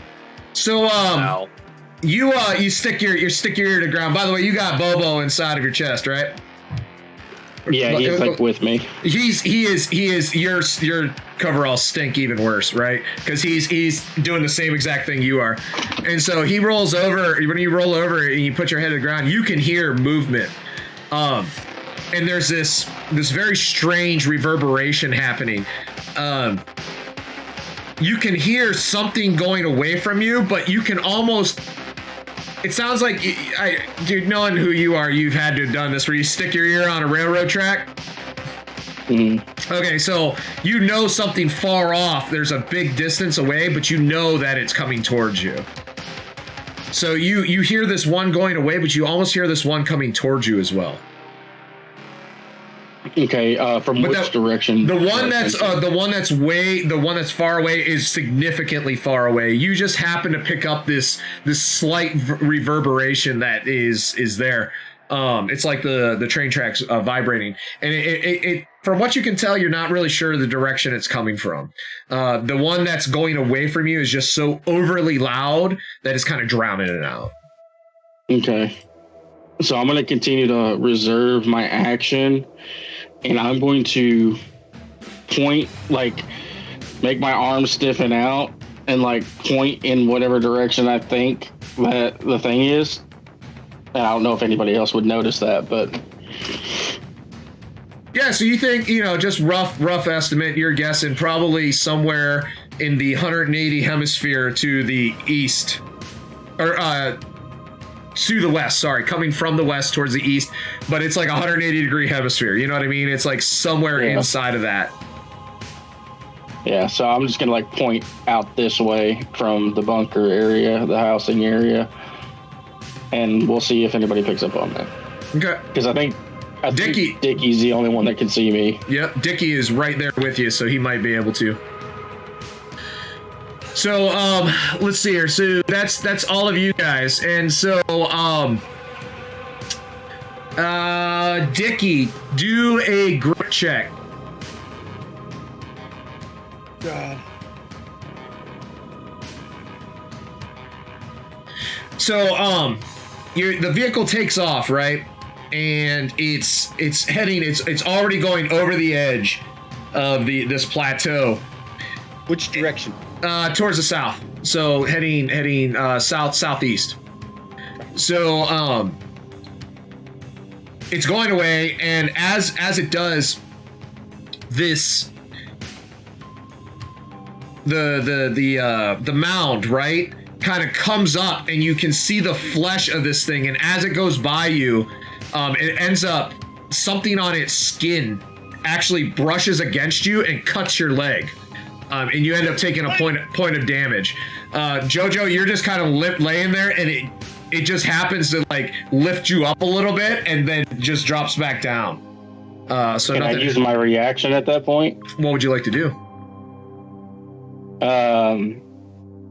So Jojo, when he starts to feel that thing start coming up behind him, he goes, I was faking, now I bite your face off, and I like claw it like with my hands and try to like bite it into the ground or whatever, and like hold on to it.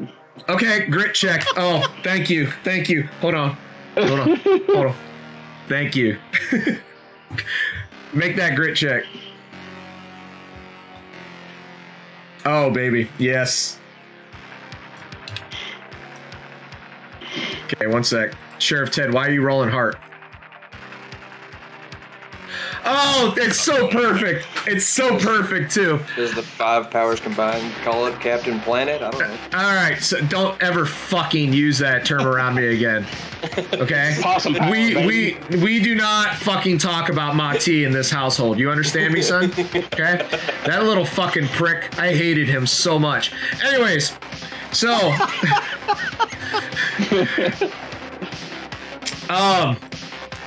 oh man, let's talk about this.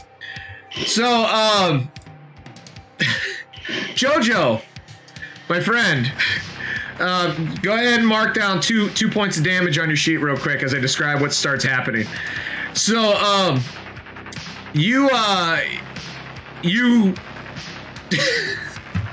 it comes up and it barely breaks the ground where you're at, and you reach into there and you start yelling at it, I was faking, right? And you grab a hold of it and you try to bite into it, but this super rubbery skin just doesn't seem to be pierceable with your teeth. But you feel stuck to it now.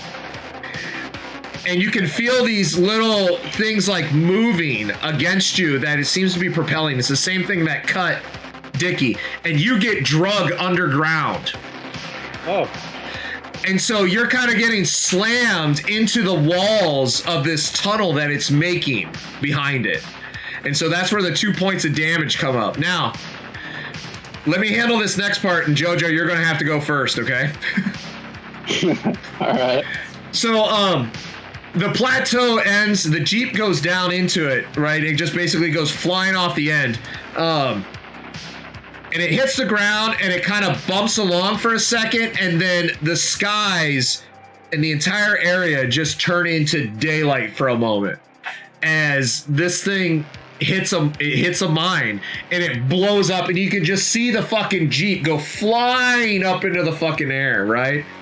And it slams down. Now, coming out of the plateau is literally Shai Hulud fucking flying out, and you can see Jojo strapped to the back of this thing, holding on for dear life, like he's riding a nuke into fucking, like, Jojo is literally riding on the worm, okay?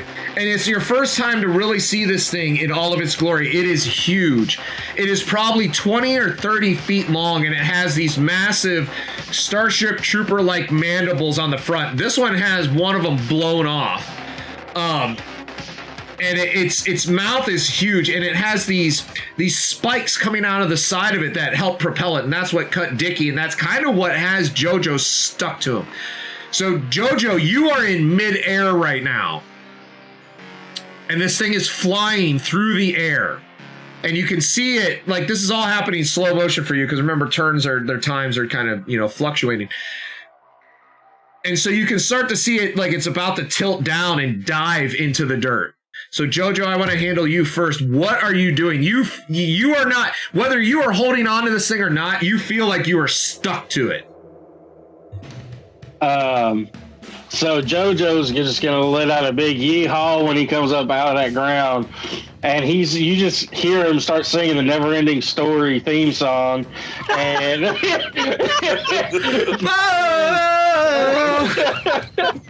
and Yeah! and like, we've always dreamed of this, Bobo, and then I just start trying to punch this thing, like just trying to because he may be a crazy, idiotic loon, but he's a little bit muscular, a little bit, just from all the possum wrangling and farming that he did. You know, he came from good stock mining company, so he's going to try and punch this thing to death. All right, do a grit check.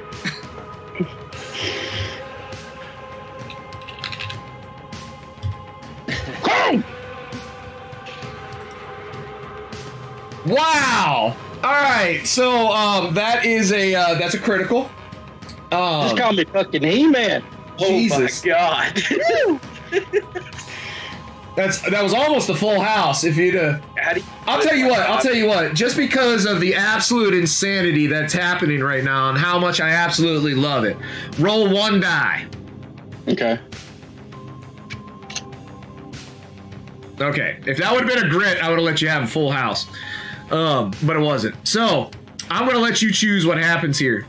Okay? I'm going to warn you first. You are in danger. Okay? You are in I don't understand that. significant danger. Right? This is significant danger, okay? So if the worst happens, the worst happens, and you understand all of the consequences that went along with it. So what I will let you do is I will let you basically kind of guide this thing as it goes in. Okay? So you can try and land this thing into something. But there's a very good chance that if you don't ditch at this point, instead of doing that you're going wherever it goes. Yeah, so I'd say that's what he's trying to do. Is he's trying to like look around the surroundings and see if there's something that he can crash this thing into, and hop off at the last minute like a bull that's been bucks you off. So that's kind of what I figured. Now, so you are flying through the air, riding Falcor, right? And you grab onto the spikes, and as you're going through the air, you see a big, giant-ass fucking rock, right? Like, this is Arizona, or wherever we decided, and thank you for the anonymous cheer. It's a big fucking boulder in the middle of this area, and you can aim it into that. Would you like to do that? Yeah, so as he's punching this thing, he's like punching it to kind of guide it and like get it off track and direct it towards that way, and he's going to kick off at the last minute to try to wreck it into that boulder. All right, so do first thing. All right, so do a single die roll.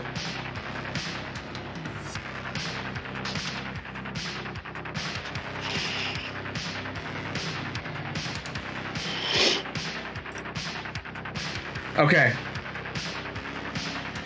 1 second, sorry. Do a wits check.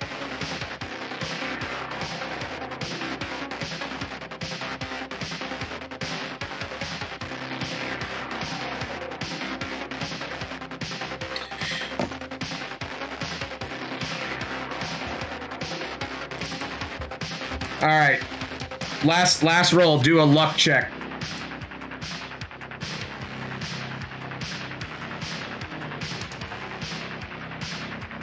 Oh, fuck, dude. All right. We gotta stop the music for just a second. Oh, man, I was really enjoying that. So, Jojo, you're yeehawing this thing. And you're punching it, right? And it jerks its head back. And it's trying to get you, right? And you're just punching this thing as hard as you can, right? And you're getting it moving, and it slams into the rock head first, right? And its guts and everything just becomes this splayed matter, and you're like, it's time to get off, and you're stuck. And you try and pull, and you try and pull off, and you try and pull, and you just can't get off, and you just see that stone rushing up against you, and it's rushing, and you slam into that stone. Oh no! JoJo! Now, Sev, I need a little bit of help really quick. For character deaths in non-nightmare, whenever they get down to 0 health, how does that work? I can check that real quick. Actually, it's probably in the rules references here that I made. That's what I'm looking for right now. But I'm pretty sure in this game it's just 0 health. You're dead. Okay. Well, we need to change the screen here then. Preacher, are you ready? If it'll work, yeah. All right, here we go. All right, go ahead, Preacher. Shut up. Joe.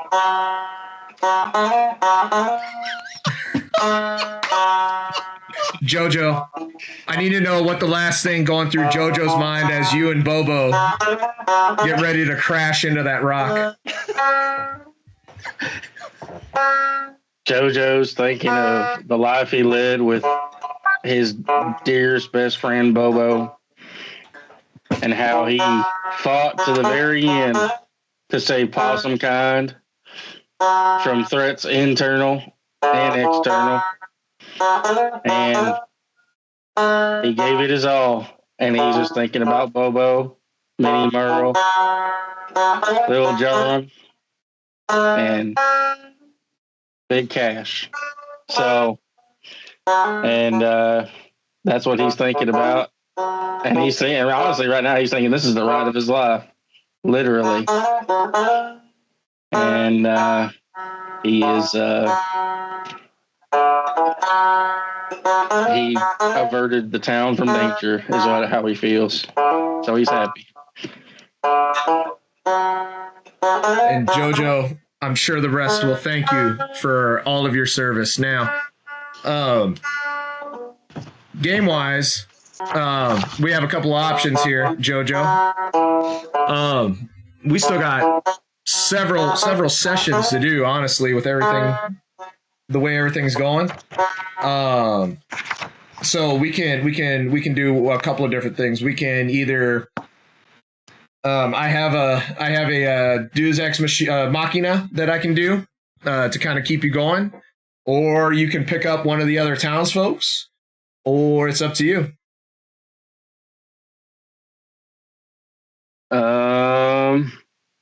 If you would like Jojo Redman to keep going, we can keep him going for a little bit longer. Oh no, it's fine. You know what?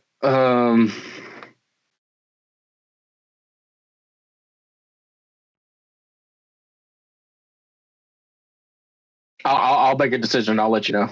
Okay. So now let's jump into Dickie Bennett. Dickie Bennett. Let's talk about what you just saw. So you just got kind of knocked over to the side, right? And all of a sudden, Jojo is gone. Jojo is sucked under the ground, and you see him riding on the back of a worm, being thrust over the edge of the plateau and slamming into a rock. I guess actually, for now, we can move out of combat for now, because I would like everyone to remember that Jojo did hear something from the other side over there. So what is it that you guys, what are you doing, Dickie? And then we'll start kind of going around and figuring out what other folk are doing. So when I get cut in the leg and JoJo starts to become a tunnel rat, And as soon as he emerges from that hole, I'm distracted by my leg, and I kind of glance up because I can see this thing shoot out. And it's almost like E.T. across the moon. You see the worm just flying. You see old JoJo, and then I see him crash. And I kind of take off my hat and I say, now, he would have wanted to go out that way. But then I kind of recall the information he gave me, and I would shout, "We got another one! It's coming from the east!" And I would grab my chainsaw and I'd kind of head up to where Shooter is. So Shooter's inside of the garage, and he just pulled out a box of shiny dynamite. So as I would assume that I'm throwing whoobies, right? And I find this box and I'm like, yes! And I pull this box out, and as I walk through the bay door, I just see this overarching JoJo riding this thing. And I'm just like, what the? And then it just, as I see him just kind of headlong in, I don't immediately know if he died or not, but I'm just like, my friends! And I would take off running and meet Dickie halfway through with the box of this explosion. Wait. You're running with a box of shiny dynamite? Absolutely. Have you seen the smarts checks?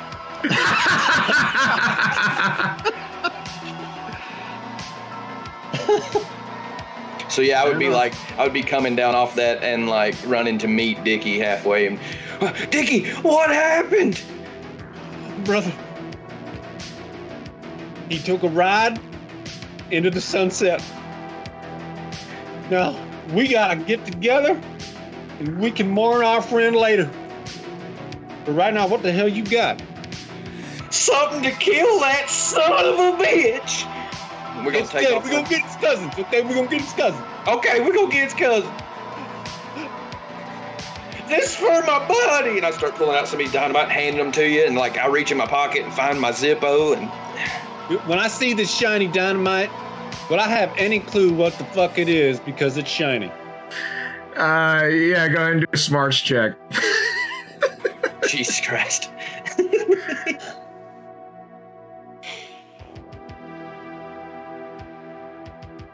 I don't have a damn clue. But you got heart, brother. You got heart. Hey. Yeah, you have no idea. Well, actually, you got one talent die. So no, you got a talent die. So you're thinking, right? And you're like, there was something bad about shiny dynamite, and you just can't put your finger on what it was.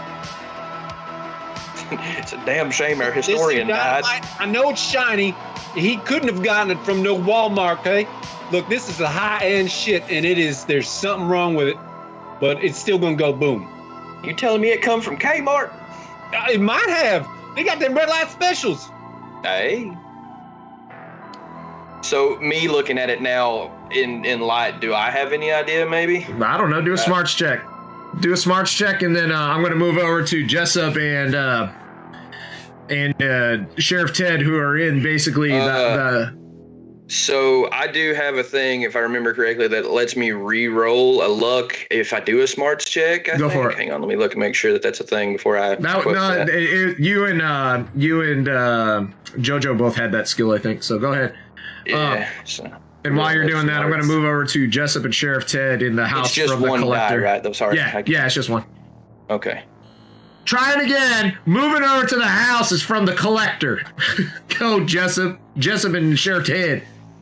Nope. Sheriff, don't move! Don't breathe! So I'm laying on the ground right now after falling over that tripwire, and I'm slowly getting up and looking around. Did you not hear what I just fucking said, Sheriff? Stop moving! And all right.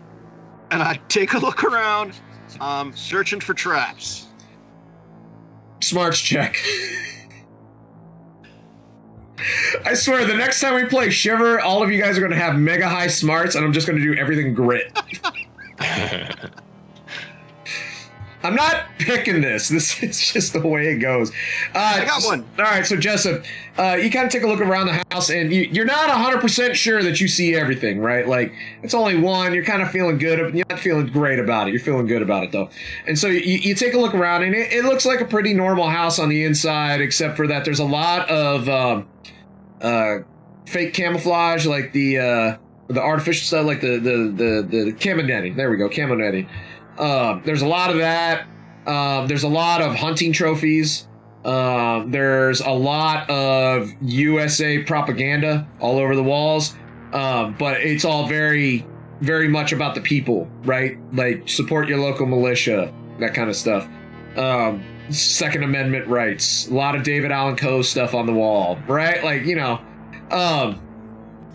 you spot 2 tripwires. There's one that goes from where you are, which is kind of like the main area, into the living room, and then there's one in front of a door that looks like it might lead to a set of stairs going downwards. Okay, I got nimble fingers. I'm gonna try to disarm both of those. Wits. So Sheriff Ted, are you picking yourself up, or are you just gonna lay there and bleed?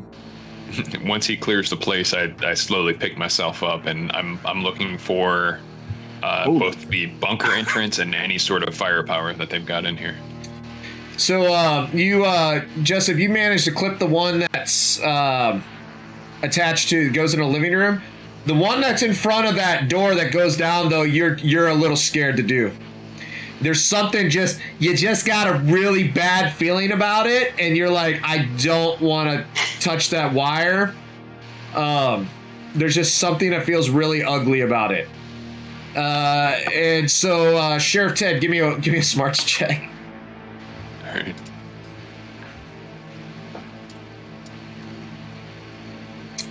So the only thing you find up here is you're kind of looking around. You go check in the living room. There's a gun cabinet there, right? And it looks like there's 2 empty spots, and it was the AR-15 rifles that Dale and Norma had.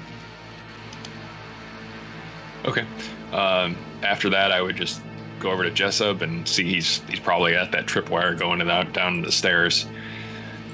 You think that's entrance to their bunker?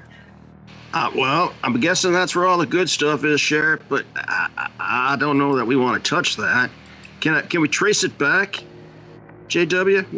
Where the tripwire's going? What's it going to?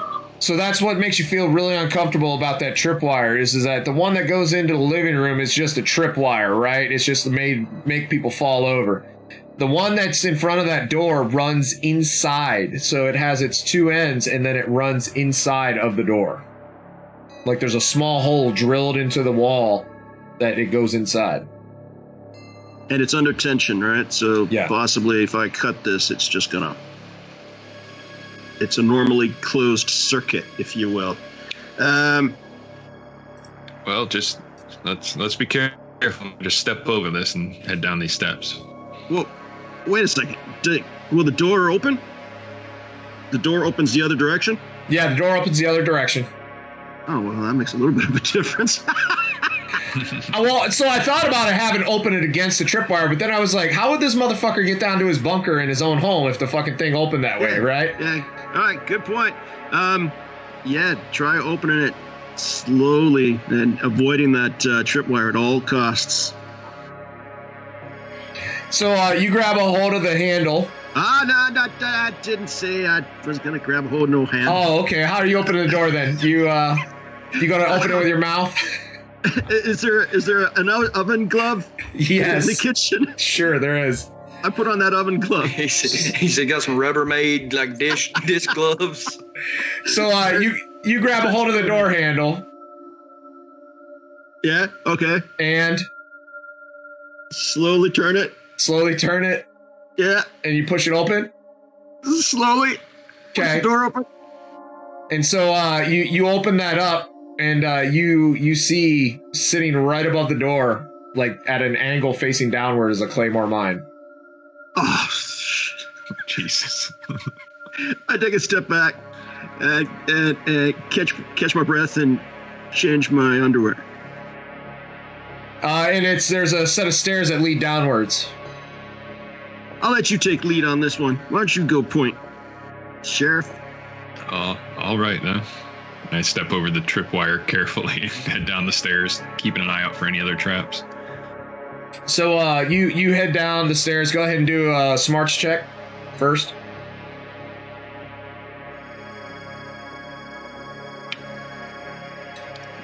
So you're taking a step down the stairs, and on the third step, you start to put your foot down on it, right?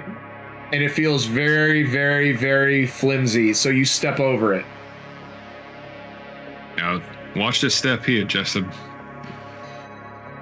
I'm watching.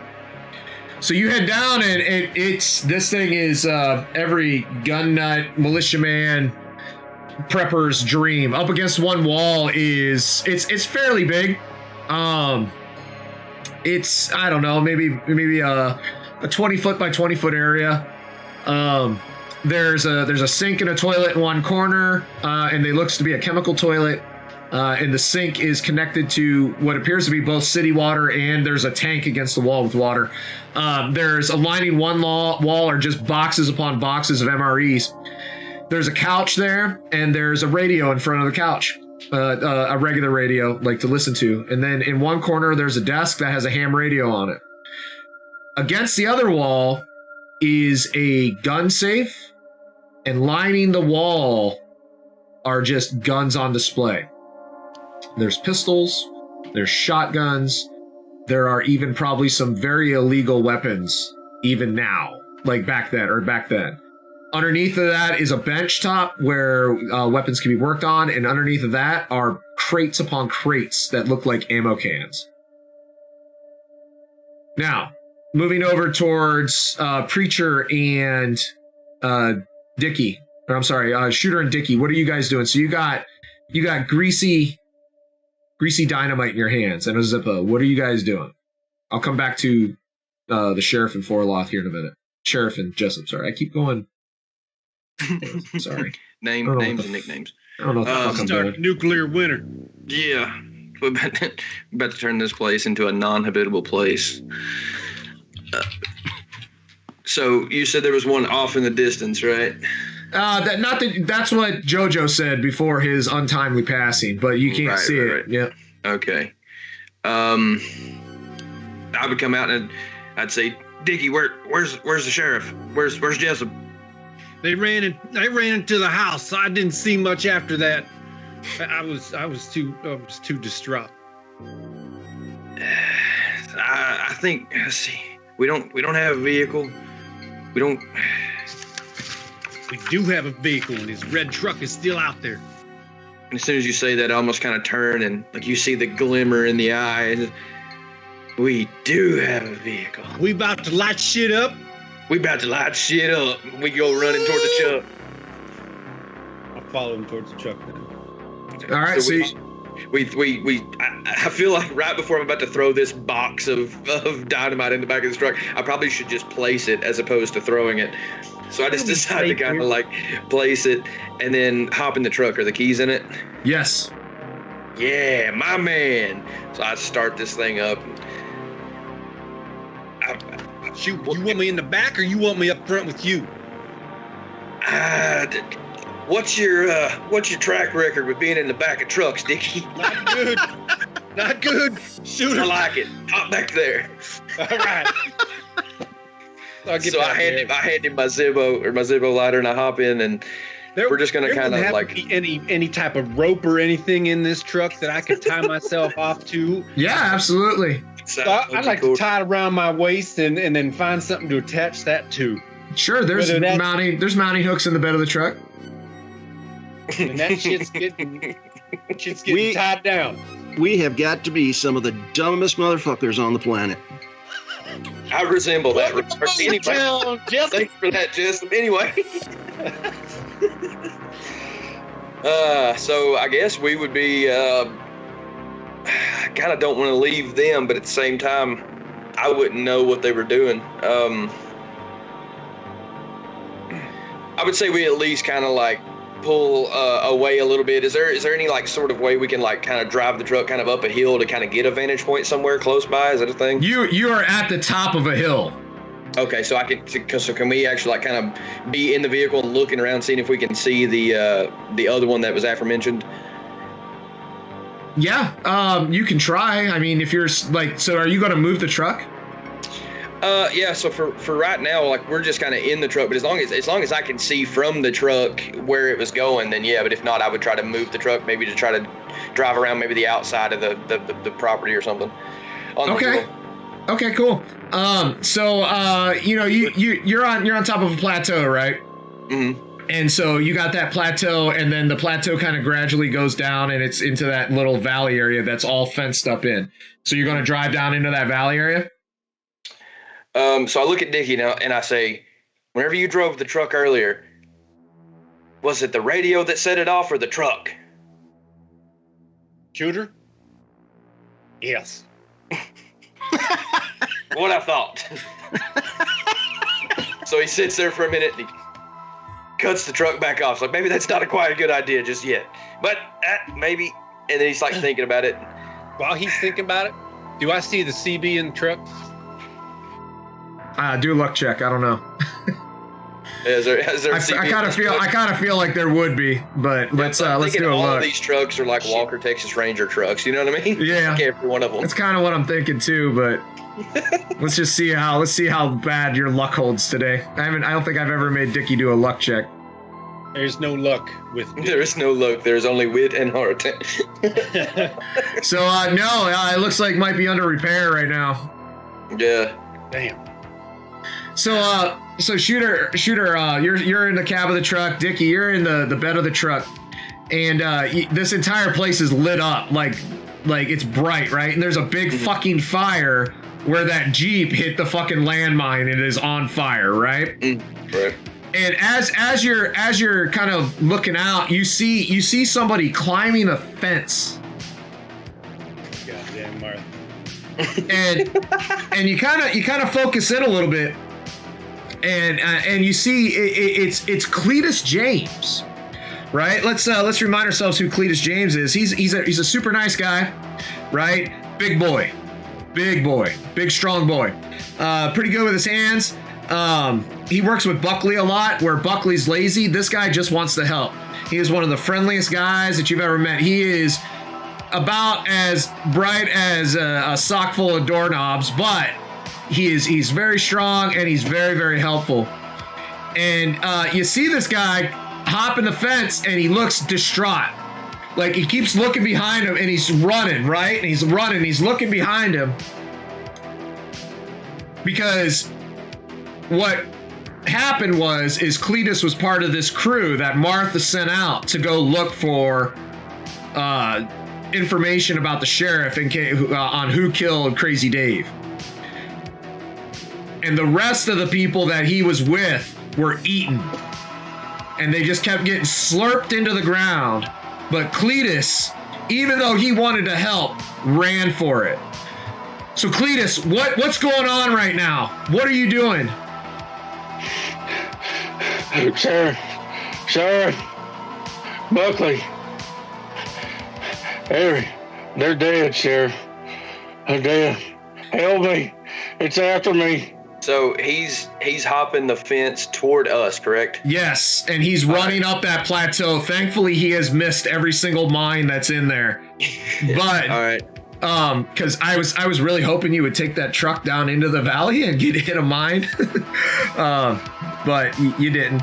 So you see him coming running up this plateau, and he's saying, and the worm is not far behind him. Okay, so yeah, at that point, seeing him, I'd crank back on the ignition, fire the truck up, drop it in D, and I'd peel out trying to get him. Like I'd pull up beside him, and be like, get in. And with that, I think we need to do our little bit of end stuff here. So I'm going to go ahead and start with Jojo Redman first. Jojo Redman, you've already said your final Fare Thee Wells. Is there anything you want to add to that Fare Thee Wells before we ask what's going through Cletus James' mind as he approaches this group? I love the hat change. It's great. Well, JoJo now he's in a happier place. He's in possum heaven with his marsupial friends, and he's just happy. He went out just like the boy did, or the horse did in Never Ending Story, and he's just so happy, and that he could save this town and save his friends and save his other marsupials.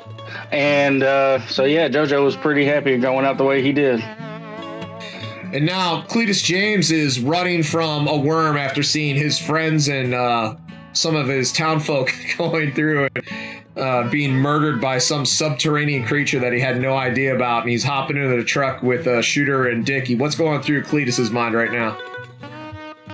Well, boys, there's some scary stuff out in them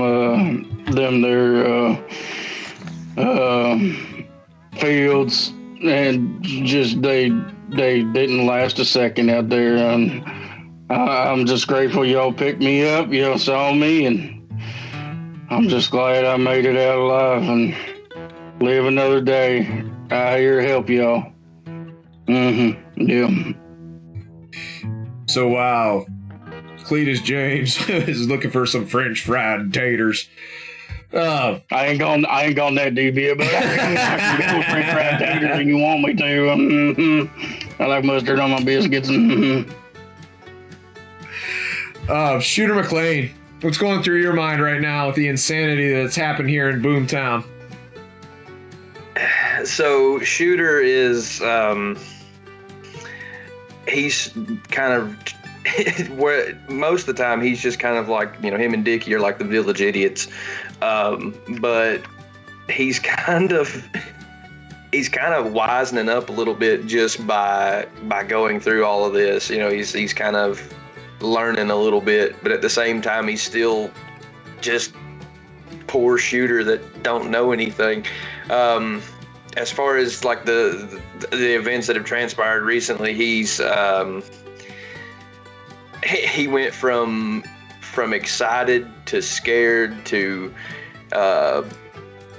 now he's sad at the passing of his friend, and then again excited because now he has somebody that he can help immediately right away. He's all kinds of mixed emotions. He doesn't know what he's doing, but he was really looking forward to having that dude on his show, so that kind of sucks. But other than that, he's making it. He's moving on. Him and Dickie are still on the up. You know what I mean?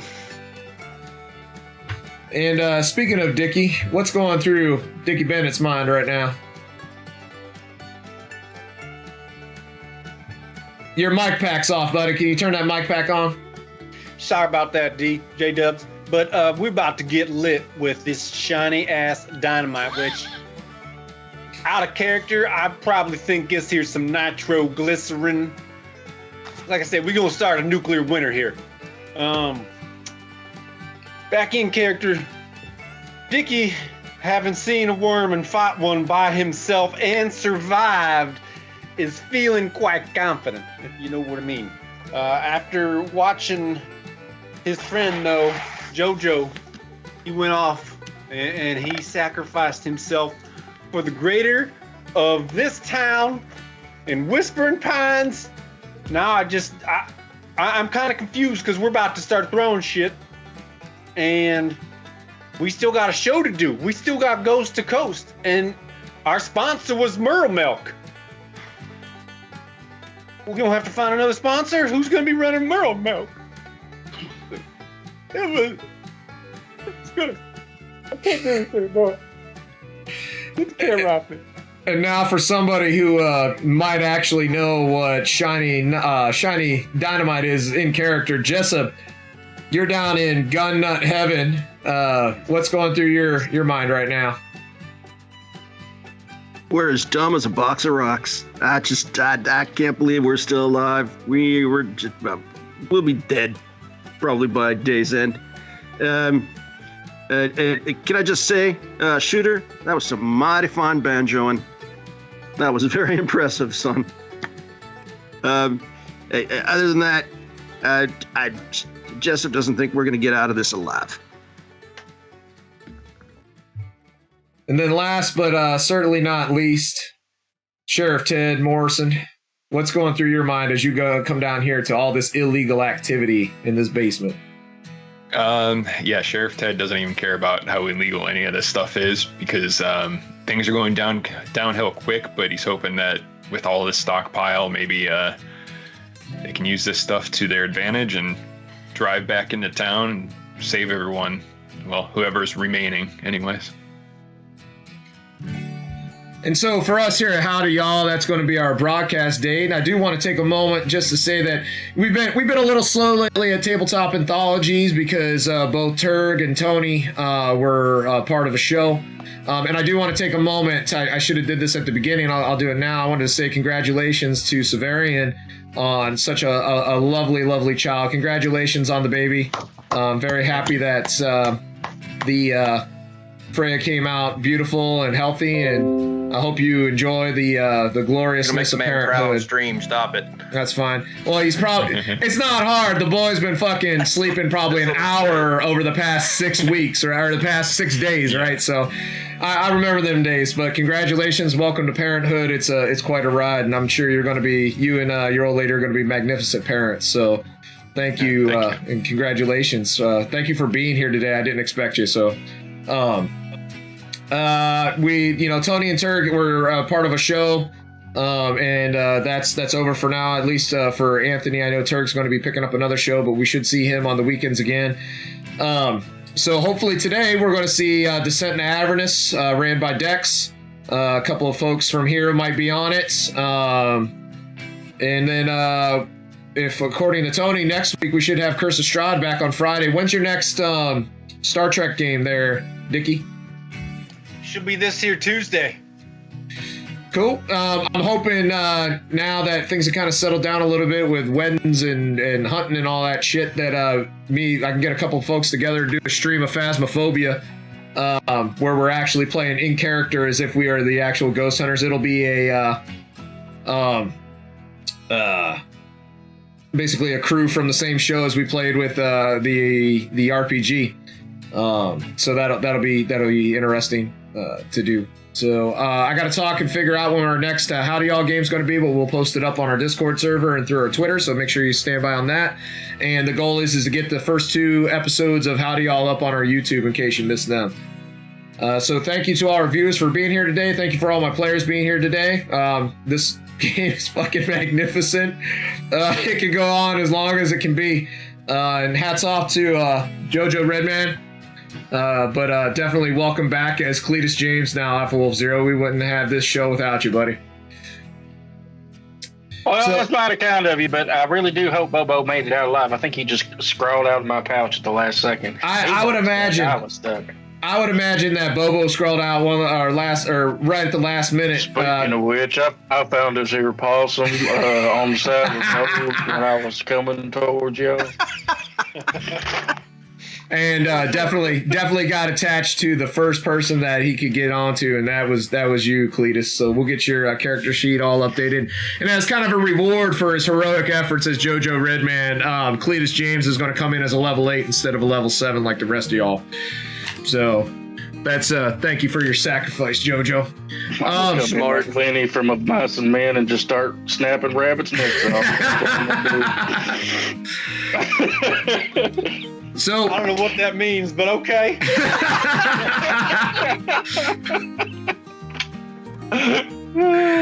Well, so that concludes our broadcast day. I don't know, did we happen to get a raid ready to go or not? If not, we're probably just gonna. Oh, we did. Fantastic. 2 of them up. I like the symbol on the gilded troll, so we're gonna go ahead and do a raid. So if y'all would hang around for just a moment while we do this raid, and we hope to see you again on Howdy Y'all. So y'all come back now, you hear?